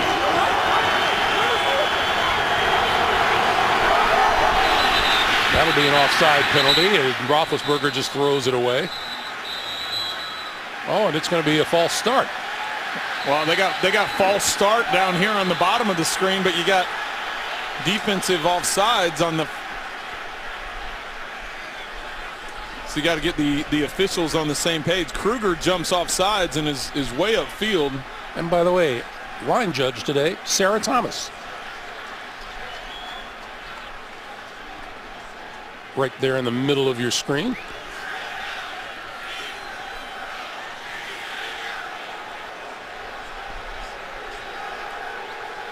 There's Sarah right there. You know, this is interesting because one official sees it one way and another official on the other side sees it the other. Mike Tomlin doesn't want to hear about it. Offside, number 99 defense. 5-yard penalty, still 3rd down. So it goes the way of the Steelers. Let's take a look. So let's keep an eye on Foster, and you got Kruger coming upfield. So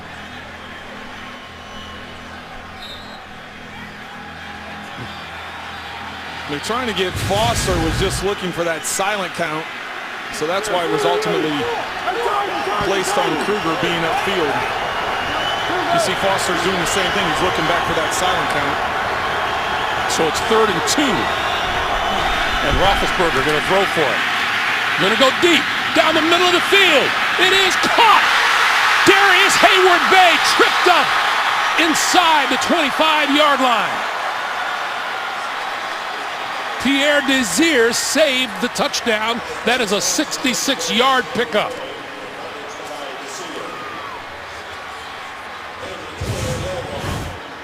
Slot's going to come in and just do a dig route out to the outside. You're going to go over the top. So what happens is the safety jumps here, leaving it open in the middle of the field.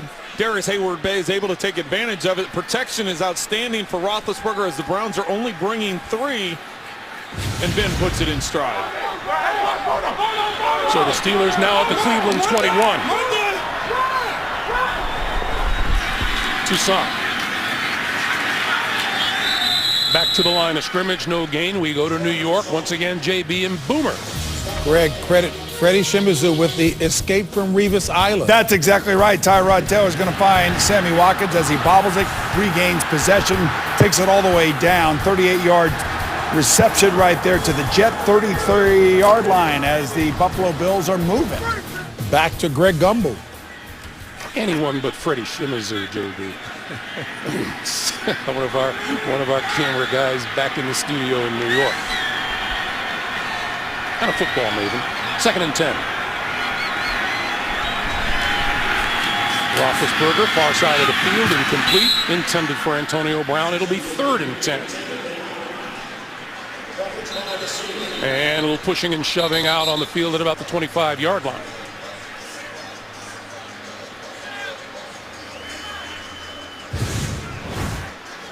Darrius Heyward-Bey one-on-one. 2 plays previous on the deep post against Pierre Desir. There has never been any question that Darrius Heyward-Bey can run. Has always been able to run. His problem on occasion back in Oakland was catching the football. 3rd and 10.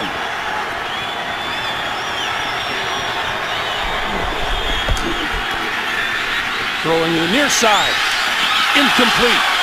Off the hands of Heyward-Bey. And that'll bring on the field goal unit. You know, I wonder, Greg, as we show the replay on Darrius Heyward-Bey again in the end zone, I wonder if something wasn't said to Ben, like, hey, you're trying to go to Antonio Brown too much. You're looking his way too much, and that's why you're getting the interceptions. The defense is dialed into that. So on this series, they didn't go to him once. Ben didn't look his direction once. Every time it was towards Heyward-Bey. So for the 39-yard field goal attempt, here is Chris Boswell. He missed from 48, but this one's on the money. And 9:39 to play. In the 3rd quarter, the Steelers stretch their lead 17-9. Steelers would like those scores to stay just the way they are for the rest of the day. Buffalo leading the Jets. Pittsburgh with the lead on Cleveland here at First Energy Stadium. 6.5 to play in the 3rd quarter at Buffalo, and the Bills, we are told, are driving.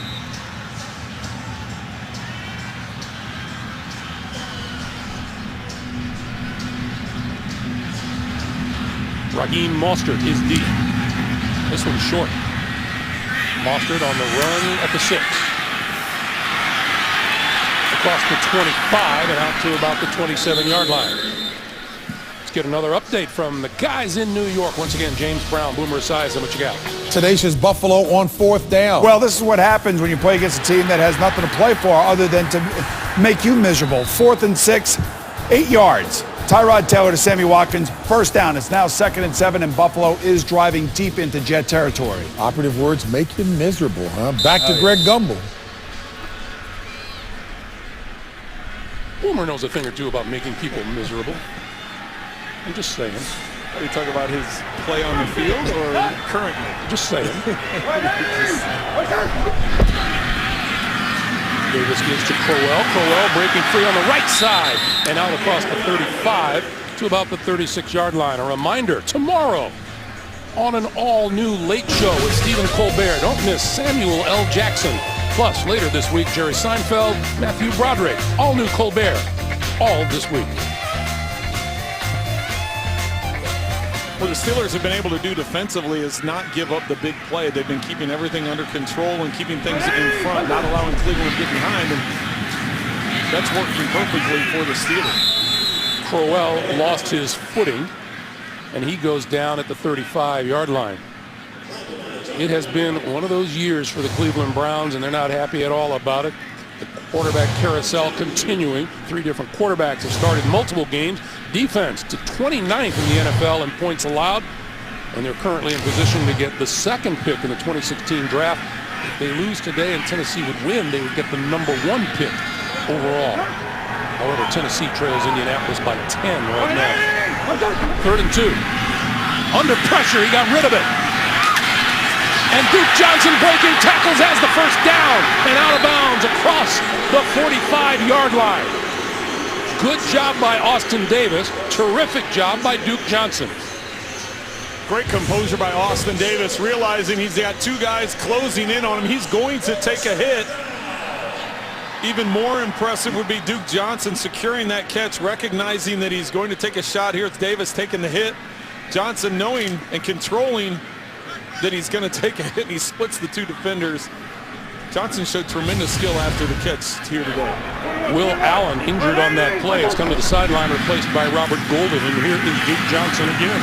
And Johnson out to midfield.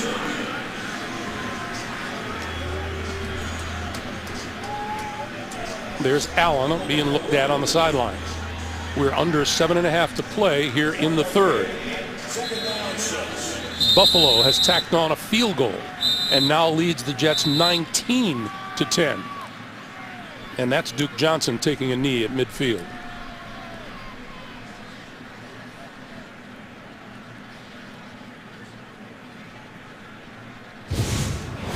So Johnson takes a breather, and you can sort of understand why. The NFL on CBS is sponsored by T-Mobile. Ditch your carrier and switch to the Un-carrier. And by Geico. 15 minutes could save you 15% or more on car insurance. Welcome back to Cleveland, where Pittsburgh leads and Buffalo's lead over the Jets is 19-10 with 5 minutes to play in the third. Davis on the move. Davis sliding down inside the 35-yard line. And let's get you back to New York for an update. Once again, JB and Boomer. A hurt Jet. That's right, JB. Adding injury to insult right here. You can see Muhammad Wilkerson on the bottom of this pile as the pile falls on top of him, hurts his right leg. He gets carted off, taken to the locker room, and as Greg just pointed out, Dan Carpenter did kick a 37-yard field goal. Bills lead 19-10. Back to Greg Gumbel. Muhammad Wilkerson, not a guy you want to take off of that field for the New York Jets. Here's Isaiah Crowell to the right side and bumped out of bounds at about the 30-yard line. Mike Mitchell delivering the hit. John DeFilippo, the offensive coordinator for the Browns, has got something dialed in right now. They've been able to put together a nice, consistent drive using some underneath passes. The run game has been clicking here this drive, so finding a good balance. At some point in time, though, I'd like to see him take a shot up the field just because they haven't had the success in the red zone, so you need to try and push it at some point in time.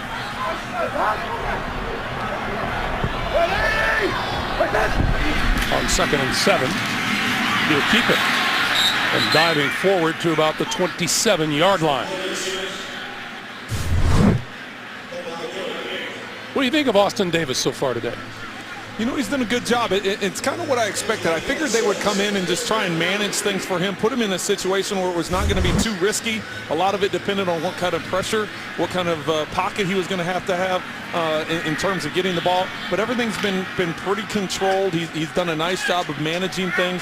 Hasn't made a huge mistake. Obviously had the interception down in the end zone, but for the most part, he's really controlled himself very well. Duke Johnson back on the field. And in the backfield with Davis on 3rd and 3. Johnson in the flat, not going to get to the first down. Tried, came up about a yard short. James Harrison with the first hit. And now what does Mike Pettine do? I think Mike Pettine goes for it.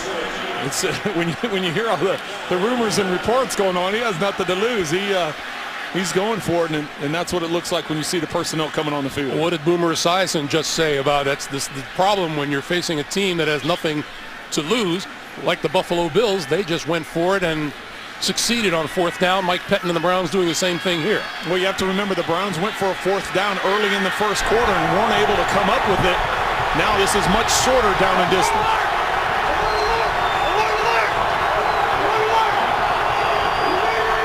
Crowell behind Davis, but he's going to sneak for it. And a lot of this will depend on the spot, but it looks from here like he has it. Yeah, and Pete Morelli isn't even waiting for the spot. He saw that pile push, and he's going ahead and signaling first down.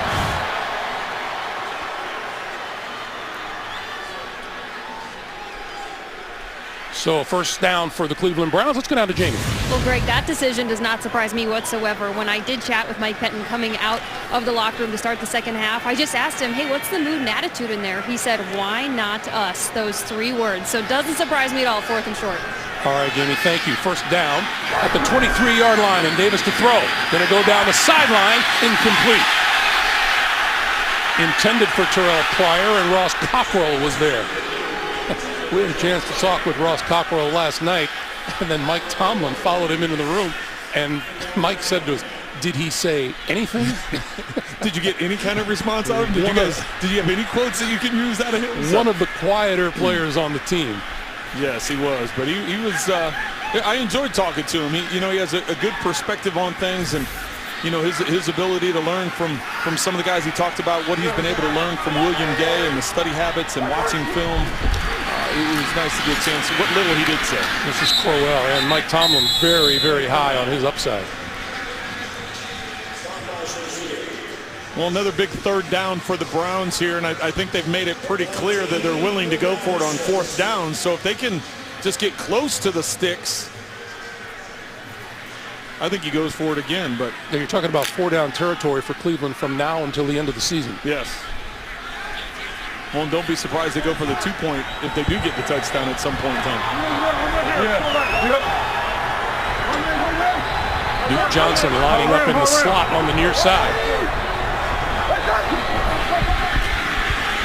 Over the middle, that's complete. Inside the 15 to the 13, and that is Gary Barnidge for a first down.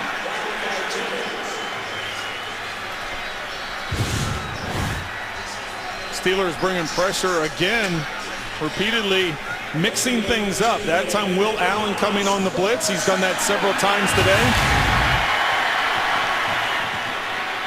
Sometimes they've been able to get there. That time Barnidge able to win on the route against Timmons. 4 red zone trips, 3 field goals, and an interception. Davis throwing the slant inside the 5 to the 4. Darius Jennings with the catch. And a penalty marker is thrown. Well, and they got the ball back. They were going to have first and goal, or actually it would have been 2nd down and 1. But now Terrell Pryor is going to get a penalty right in front of the official.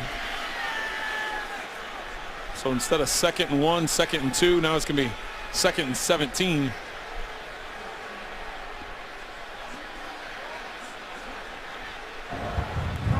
After the play was over, unsportsmanlike conduct, number 17, offense.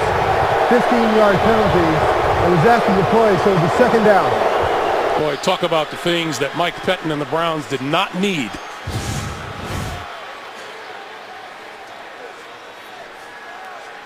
See if the ball comes out here before it definitely comes out before he hits the ground. And with all those Steelers around, Jennings is still able to come up with it. And then Pryor is getting into a shoving match. Initially he's trying to clear off the pile.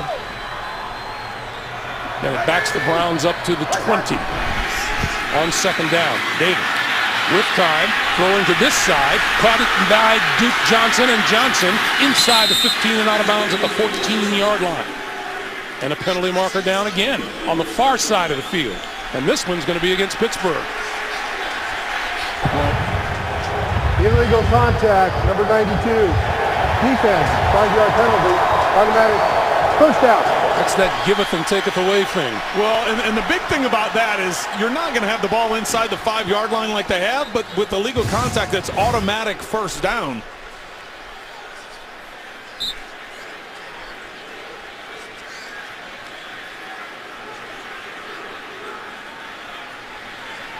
That's contact. Well, I can see where the Steelers are arguing it was within that 5 yards, but right on the borderline, and he got it called. First down from the 15-yard line. Crowell trying to turn the corner, out of bounds at the 11. Picked up a 4, and it'll be 2nd and 6.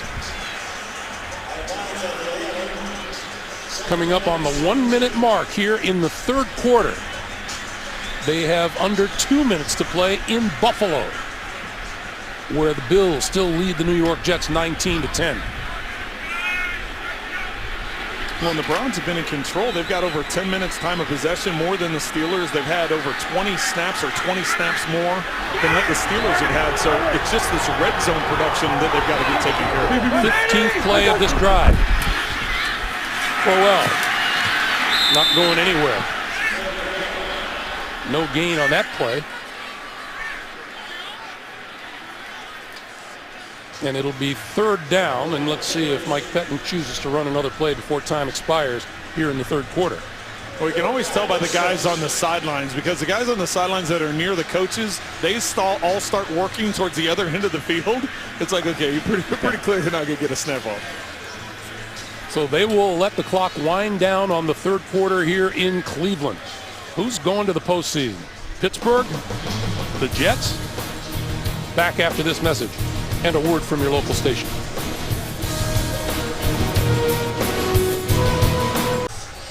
Welcome back to Cleveland as we get set to start the 4th quarter. Pittsburgh Steelers leading 17-9 and needing a win and a New York Jets loss at Buffalo to make the postseason. The New York Jets just scored a touchdown at Buffalo to close the gap on the Buffalo Bills. Meanwhile, what a strange 3rd quarter it was for Mike Tomlin's Pittsburgh Steelers. Just 3:28 in possession. This drive coming up on 9:45. Keep an eye on Pryor down here. Big size advantage for the Browns. Davis throwing, and that's incomplete, and the misconnection with Pryor. And Mike Pettine is going to send the field goal unit on. Davis threw that ball like he thought it was going to be a slant by Pryor, and Pryor went up and almost ran a hit. So, well, you surprised this isn't 4-down territory? You know, I am. And you and I just mentioned that a little bit ago when they were around the 35. They went for it on 4th down. We said, well, this is pretty much 4-down territory the rest of the way. Maybe he thought this was too far to go, and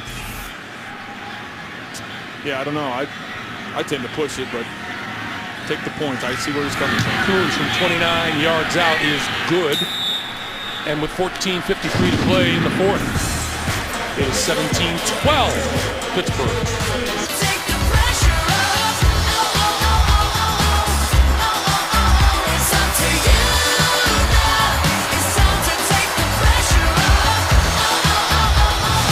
Pittsburgh Steelers trying to survive a determined Cleveland Browns team that has nothing to lose. Mike Tomlin's group leads at 17-12 as the Browns get set to kick it. 62 yards in 17 plays. 9 minutes and 46 seconds and settled for 3. I think Pittsburgh's fine with that. They're content with letting them just get field goals the rest of the way. Marcus Wheaton is deep. Wheaton will run this one from the 1-yard line. And is going to get buried before he reaches the 20. Let's get an update from New York. James Brown.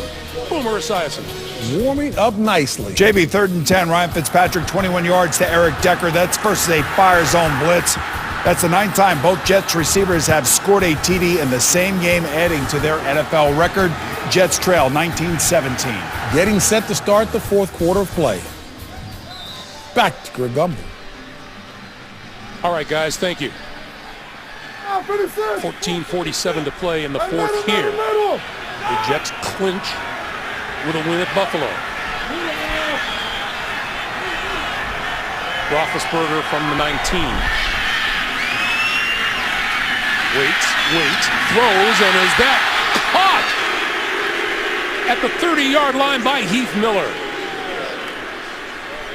That's the 2nd or 3rd time today that Miller has had a defensive player right in his hip pocket and is able to pull the ball away. Just used his strong hands to pull it away from Williams on that one. Earlier, the touchdown catch he had was the same way. Defender right there able to pull it away. The strong hands of Heath Miller coming up big here in this game. K'Waun Williams was on the coverage.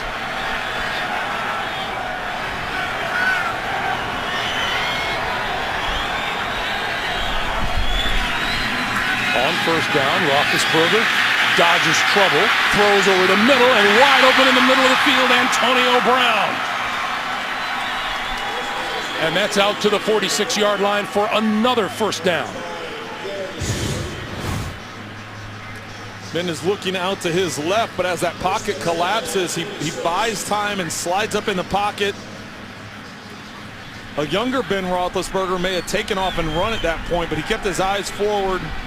Antonio Brown kept moving and found a crease in the middle of the field. Boy, Antonio Brown, tough enough, but then when you give him more time to run around, he's almost impossible to cover. Toussaint shaking tacklers and forward to the 49. Just a reminder for you, the night before Super Bowl 50, the NFL salutes the best players and plays of the season in a prime-time, star-studded football and entertainment special. NFL Honors, Saturday, February the 6th, only CBS.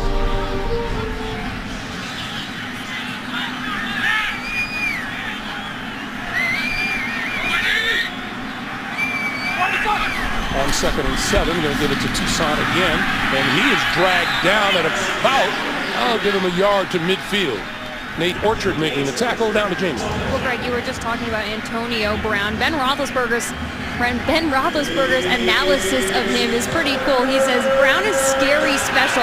The numbers part is obviously special, but the scary part is his willingness to improv on his routes. And we see Roethlisberger get out of the pocket, but sometimes Ben looks downfield, has no idea where 84 is, and all of a sudden he peels out of a corner and he sees him again. So they have a pretty cool connection. I think defensive backs will second that. Thanks, Jamie. 3rd and 6.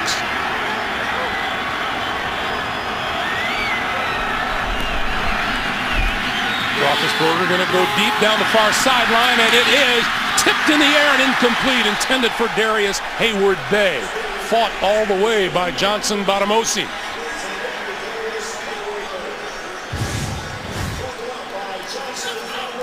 Badamosi's in good position to go up and even get this interception. Hayward-Bay reaching over the top. A little arm fighting there at the end. You think that was an intended jump ball or underthrown? I think it was a little bit underthrown, but when you have a guy like Hayward-Bay that can get up like that, you put it in a position. You hate to overthrow it. If you're anything, you're going to underthrow it and make it that jump ball. This one going to bounce and roll towards the end zone and saved by the Steelers, Ross Ventrone. And now it's going to be ruled a touchback. Oh, let's see. No. Let's see. At the 2-yard line, it is ruled down at the 2. Ventrone tracking it down and pushing it back. I don't know if they live under the same roof, but I'll bet you that relationship gets a little contentious from time to time. Welcome back to Cleveland. 17-12. Steelers in the lead, hoping for a Jets loss at Buffalo, and Buffalo leads the Jets by 2, coming up on 12 minutes to play there. And a little scramble at the line of scrimmage and penalty markers fly.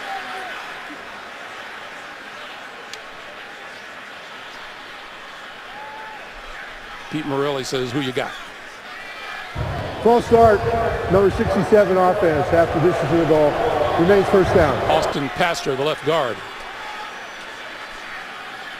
That's where, as a quarterback, you have nothing to lose. You're on the 1 or half maybe half the distance to the goal is what? Right. Go ahead and try every hard count, head nod, whatever you want to do to try and get it. Unfortunately, your home guy moves, and what they move it maybe 8 inches back or something like that. Right. Play clock is down to 8. You know, take the penalty. How much further back can you go? Right.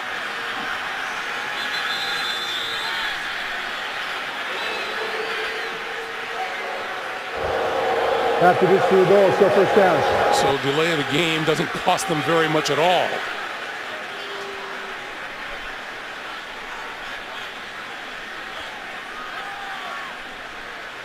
There you go, half the distance. I don't even know how you mark that down in the book, right? Can you throw a flag and challenge the spot? Right. After a couple of penalties in half distance, it's still 1st and 10.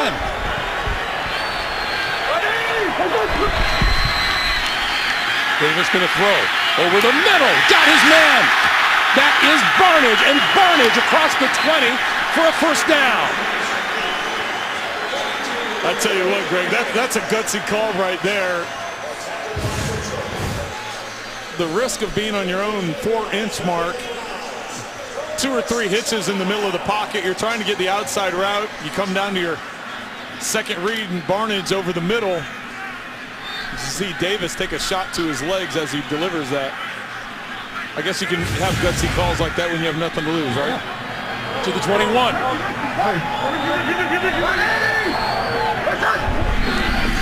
Davis to throw again. And that is across the 30 and in and out of the arms of Terrell Pryor, his intended receiver. It'll be 2nd and 10.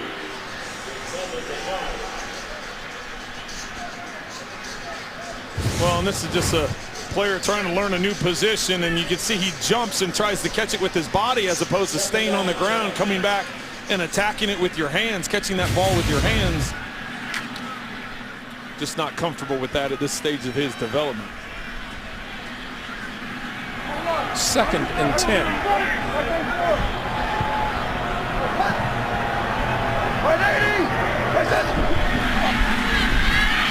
Davis under pressure and going down at the 10. And that's Lawrence Timmons.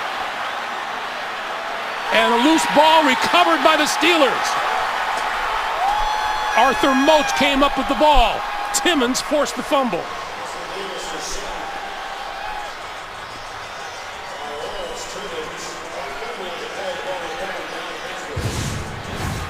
Davis trying to buy time, bringing pressure up that front side. Timmons drives him to the ground. We're trying to get an angle here where we can see if he's down or not before the ball comes loose. Nope, that ball's coming out. Did you see the spin that Lawrence Timmons put on at the line of scrimmage to break free into the backfield? Tomlin talked to us about the defense creating turnovers. A week ago against Baltimore, they weren't able to get any turnovers. This is a crucial one for the Steelers, giving them incredible field position. 1st and goal at the 8.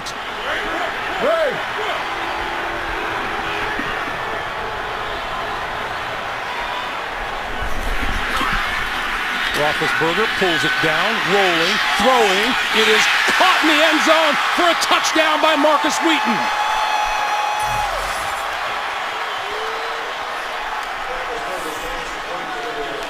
Credit Ben Roethlisberger for that one. Buying time with his feet, what he's done so many times throughout his career. The receivers are taught to stay alive. They tried getting the initial throw was going to be a slant to Wheaton with Antonio Brown on the inside. You saw Roethlisberger with the pump. Then he escaped outside the pocket. Receivers recognized it. They slid back to the outside. Nice job by Wheaton digging that out, getting the touchdown. And the Pittsburgh Steelers now looking for the 2-point conversion. And they have 7 so far this season. But their first attempt in the last 5 games.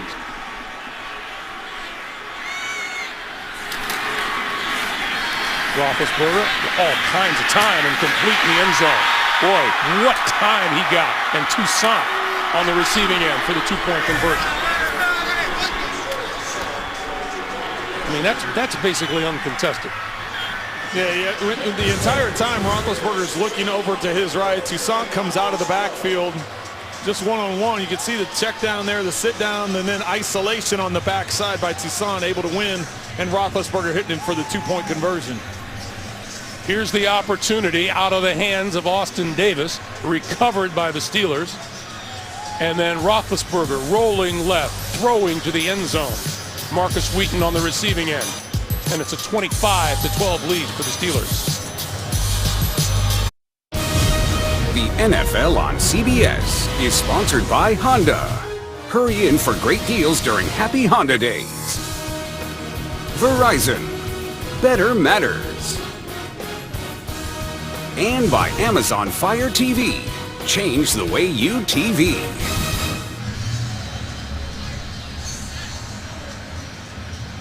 Back in Cleveland, 10:43 to play in the 4th. How fortunes change so quickly. The Cleveland Browns knocking on the door and a chance to close the gap against the Pittsburgh Steelers. Austin Davis said it was important for them to get touchdowns instead of field goals in the red zone. They've settled for field goals today. Yeah, they had the one interception Austin Davis did going into the end zone, and then the rest, as you said, Greg, have been field goals. So just not getting that production in the red zone, and it's cost them here as they now trail. By a bunch, Mostert across the 20. Penalty marker is down on the far side of the field. And a loose ball out. The Steelers say they have the ball.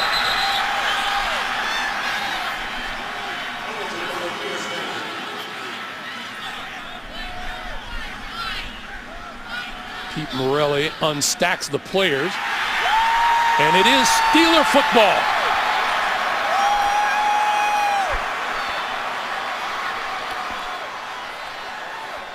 Pete Morelli checking on the penalty marker. During the return, illegal block in the back, number 59. The receiving team, penalty is declined. Result for the play. First down, Pittsburgh. Cut. And there is Brandon Boykin recovering the loose ball for Pittsburgh. You can see that ball clearly coming out. Anthony Chickillo is the one that forces the fumble.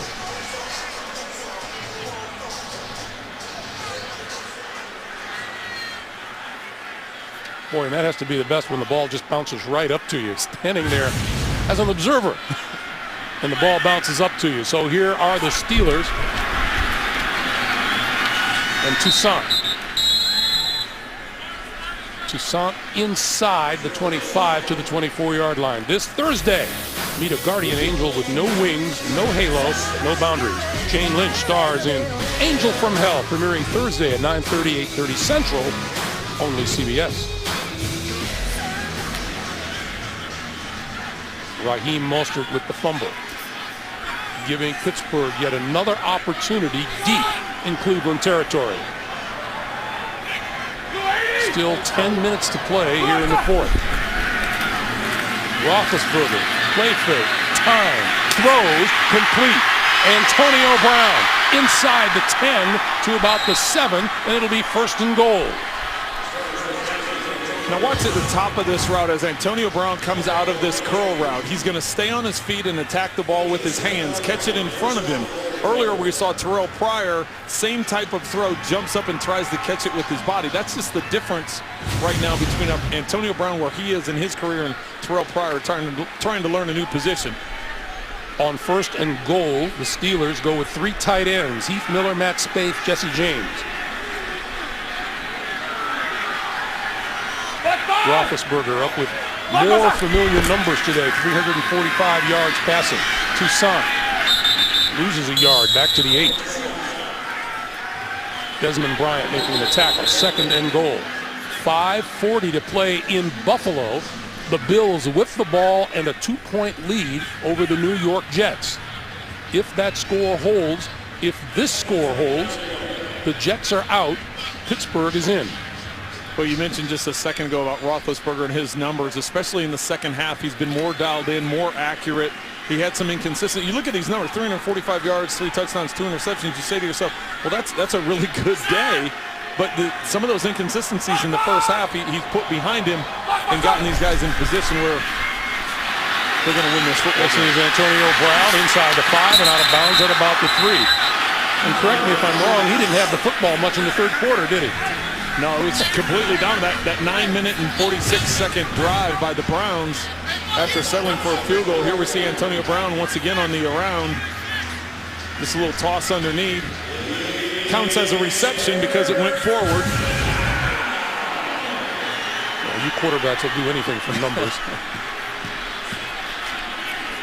Third and goal.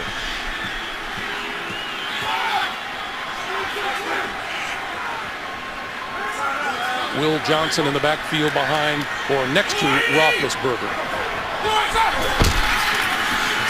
And the quick pass, and he threw it behind Brown.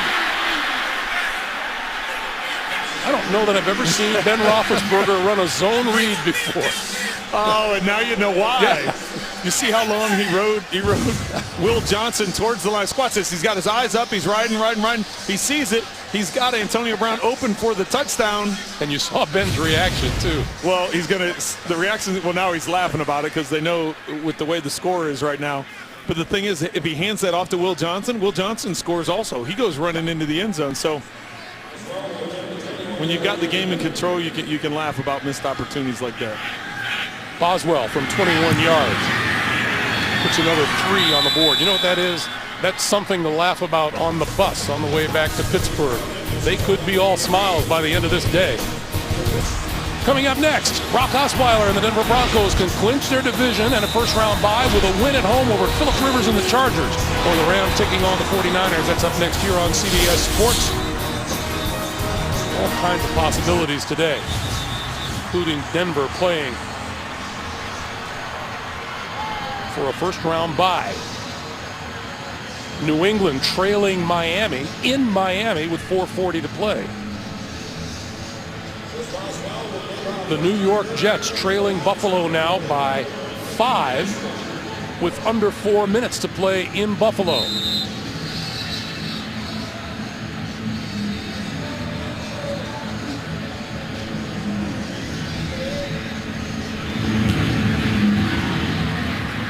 Mostert, who fumbled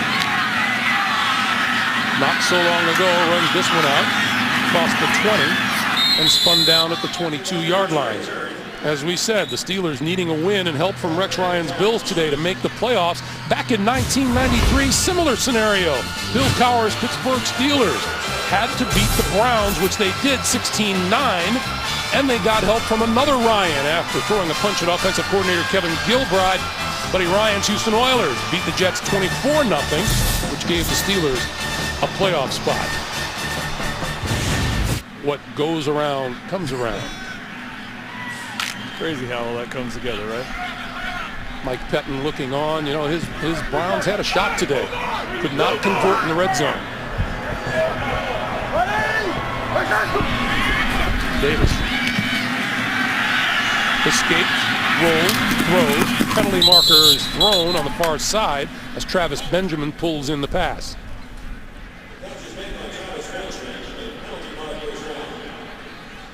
I think they're going to get Bud Dupree on the hold against Barnage. Holding, number 48, defense, 5-yard penalty automatic, first down. That is the rookie Dupree. Owner Jimmy Haslam. You heard our NFL insider Jason La Canfora on the NFL Today saying that shortly after this game, maybe this evening, sometime, Jimmy Haslam would fire Mike Pettin as his head coach after 2 seasons. The future of GM Ray Farmer also in doubt. Davis throws. That's complete. Out close to the 40-yard line to Darius Jennings. And we are under 7 minutes to play. And Greg, it's important to point out the fact that, yes, the Steelers are in control of this game, but you go down and score, get a 2-point goal. This is still a 2-possession game. If you can get, obviously, 2 touchdowns, but going down and getting a touchdown here and then attempting the onside kick is still not completely out of the place. Yeah, Mike Tomlin is looking anything but relaxed. Davis had to throw that one into the dirt. And it'll be 2nd and 10.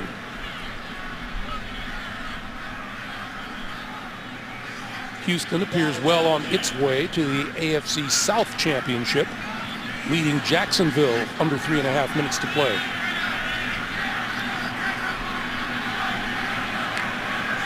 For the Steelers, you'd have to forgive them if they don't have one eye on the Buffalo score. I'm sure there's a few people on that sideline that's their job. Dialed in with the score. That's right. Davis throwing over the middle. And the midfield, that is Benjamin once again. And Benjamin into Pittsburgh territory to the 47. Clock continues to move, 6:25 to play in the fourth. 6:25 here, 3.5 to play in Buffalo.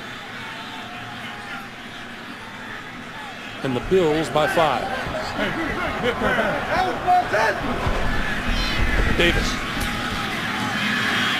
With time, over the middle.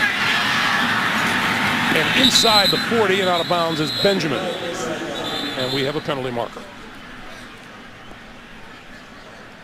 Well, this has been the formula the Steelers have been using all day. Don't allow the big play. Allow everything underneath. If you get the bump or the illegal hold for 5 yards. Holding. Number 94 defense. 5-yard penalty from the previous spot. Automatic first down. That flag is on Timmons. And that will give Cleveland a first down at the Pittsburgh 42. Well, just to continue that thought, I think the Steelers, their game plan all day has been don't allow the big play, don't allow over the top, don't allow them the quick score. That's why the time of possession is so weighted towards the Browns, but also why the Browns haven't been productive once they get to the red zone. So this is fit right in with what the Steelers are trying to do defensively. Davis going to go deep down the sideline. It is incomplete. Benjamin covered by Cockrell.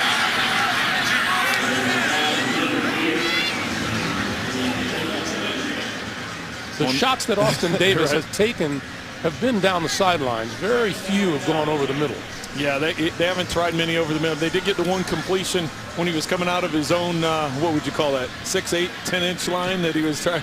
He got Barnidge after trying to get it up the sidelines. He came down to Barnidge late across the middle. But most of them have been the one-on-one variety, double moves on the outside after hitting a slant or hitting a curl, and just haven't had the production with those throws.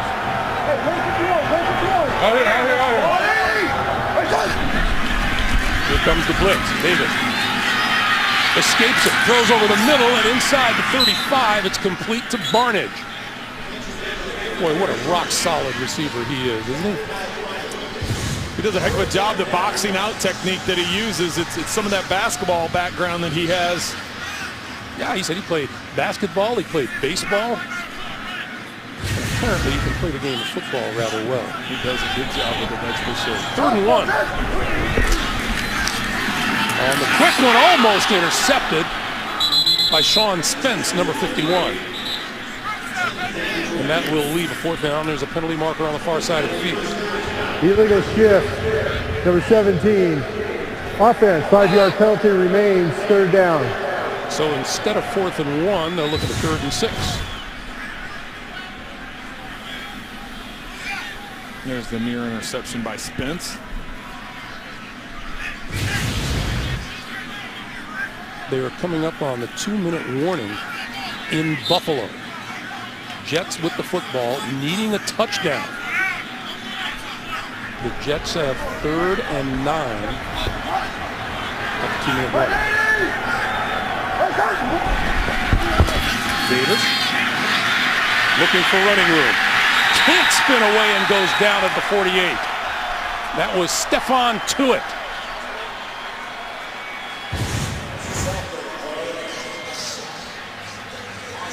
Good coverage downfield as you see Davis working through his progression. Trying to bail out to his right, and Tuitt got that big hand on him and wasn't letting him go. 4th and 14. And not much of a rush, but Davis going to throw it this side of the field. Intercepted. Picked off by William Gay. Gay. Out of bounds. And that will just about clinch things for the Pittsburgh Steelers here in Cleveland.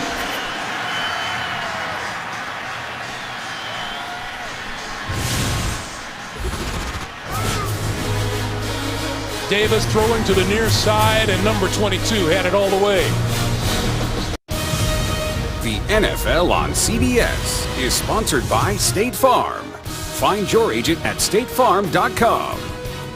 And by Subway and the turkey breast sandwich with no artificial preservatives. Steeler Nation will love the news from Buffalo that the Bills have intercepted the New York Jets with 1:51 to play in regulation. This is Toussaint. Let's get more from New York. Once again, James Brown. Boomer Esiason. Visual embellishment again. Well, here Greg. you go, Greg. This is going to be Marcel Darius is going to run into Ryan Fitzpatrick, force an ill-advised throw. That's going to be Manny Lawson coming up with the 2nd interception of the day on Ryan Fitzpatrick. Both of those interceptions have come in the 4th quarter for the New York Jet quarterback. Bills lead 22-17. 1:51 left in regulation, Greg. All right, guys, that score holds up. This one holds up. The Jets are out of the postseason. The Steelers are in. Toussaint. remember last night when we were talking with Mike Tomlin, Trent, and we're asking him, we're trying to get him to dissect how the Steelers just fell so flat at Baltimore last week, and all he said was, this is the NFL.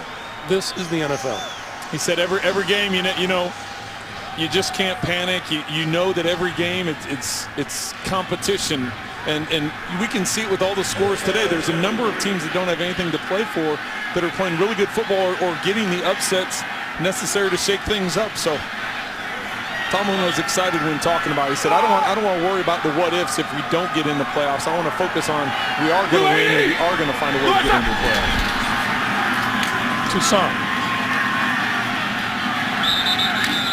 And he's buried back at the 45-yard line. Fitzgerald Toussaint running the football for the Steelers in the absence of D'Angelo Williams, who was injured earlier today on this play. Watch his right leg, his right foot caught underneath. John Hughes was carted off, came back to the sideline, but has not returned to the game. You got to wonder about his status should the scores hold up, and D'Angelo Williams is eligible to play for the postseason. Yeah, a lot of that will just be determined by MRIs and exams, and we really haven't got much of an update to the severity, whether ankle, foot sprain, what it is. Something to keep a tab on as the week moves ahead. And we get a penalty marker. Delay of game. Offense. 5-yard penalty remains. 4th down. You see a smile or two on that Pittsburgh sideline. What do you want to bet?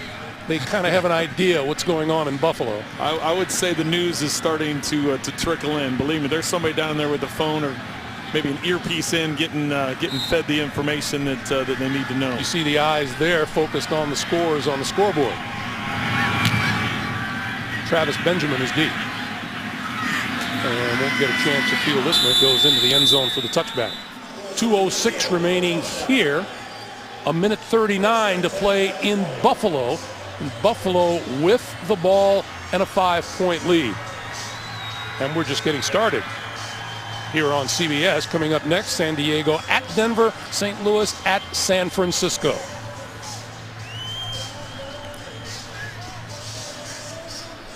Miami leading New England in Miami by a touchdown with 2 minutes to play.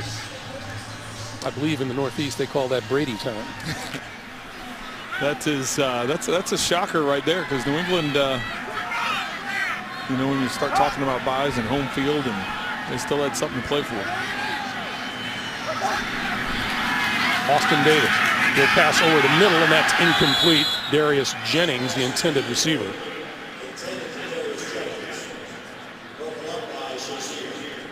Well, Austin Davis was full of confidence when we talked about him yesterday morning. Said that, he had the whole playbook, knew it, down pat. Well, and even when talking with Mike Tomlin about him, he said, you know what, Austin Davis has more experience than Johnny Manziel. So what's the difference in preparing for Austin Davis and preparing for Johnny Manziel? And they said, you know what, actually there's probably more Austin Davis' disposal just because of his knowledge of the playbook. Sliding catch is made by Travis Benjamin, and with 1:57 on the clock, we come to the 2-minute warning. 1:57. Is that all that remains between Mike Tomlin and a playoff berth? Ben Roethlisberger and the Steelers all smiles at the minute 57 mark. Penalty markers fly as Davis runs for his life and got rid of it, and almost caught by Travis Benjamin. There have been a lot of dropped balls on Austin Davis today. There have been quite a few, actually. And offsides, number 97 defense, 5-yard penalty remains, 1st down. The New York Jets have the ball in Buffalo, but they are deep in their own territory and are out of timeouts.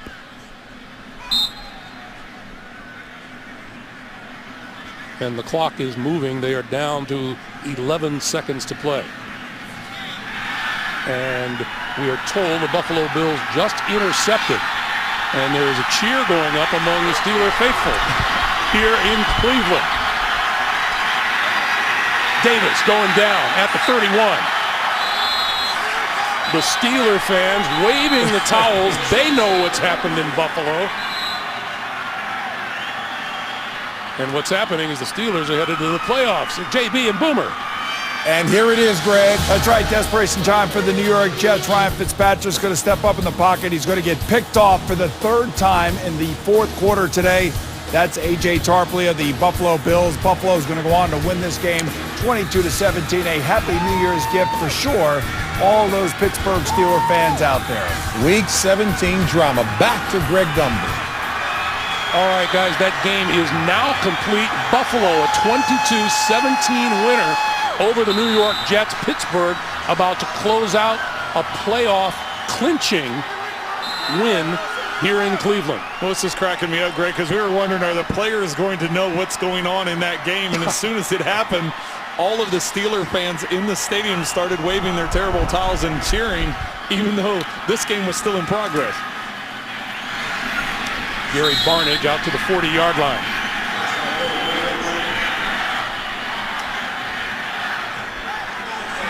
Third and 5.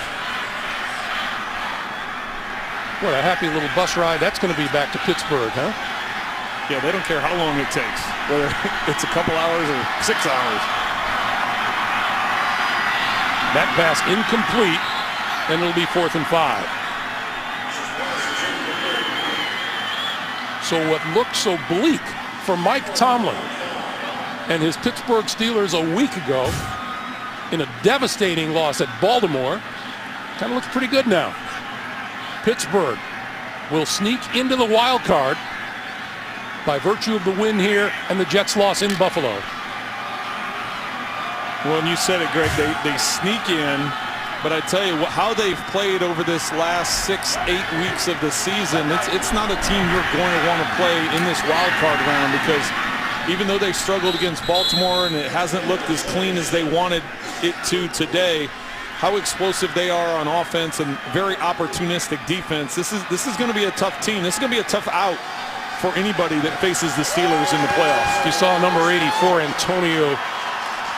Antonio Brown there. All he did today was 13 catches for 187 yards and a touchdown. Meanwhile, for Mike Pettin, is this goodbye here in Cleveland?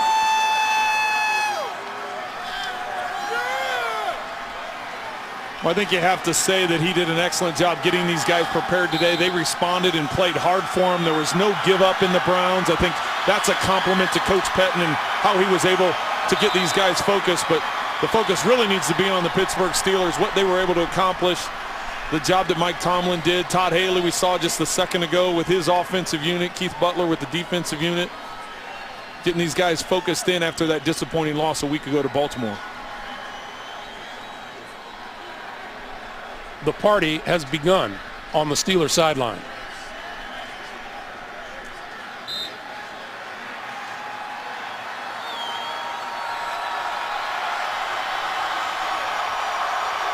Put a cap on it.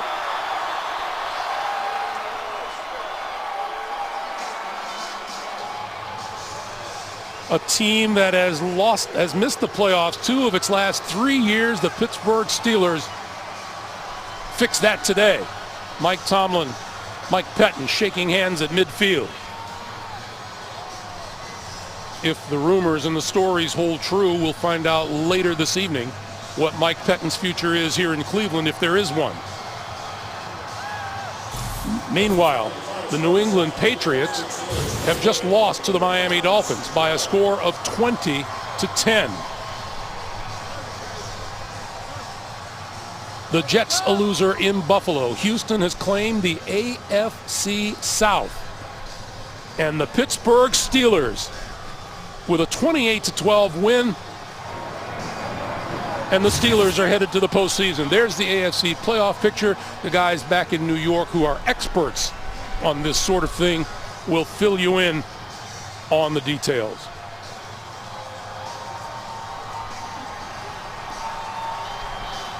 The team knowing what they had to do, and they did it, Trent.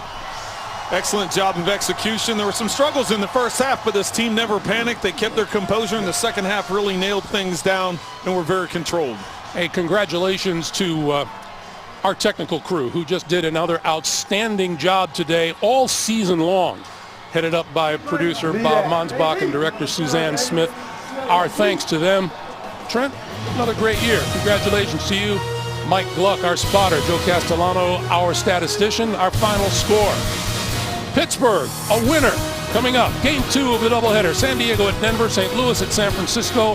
For Trent and Jamie, for all of us here in Cleveland, Greg Gumbel saying so long. You've been watching the NFL on CBS, the NFL Today update right after this.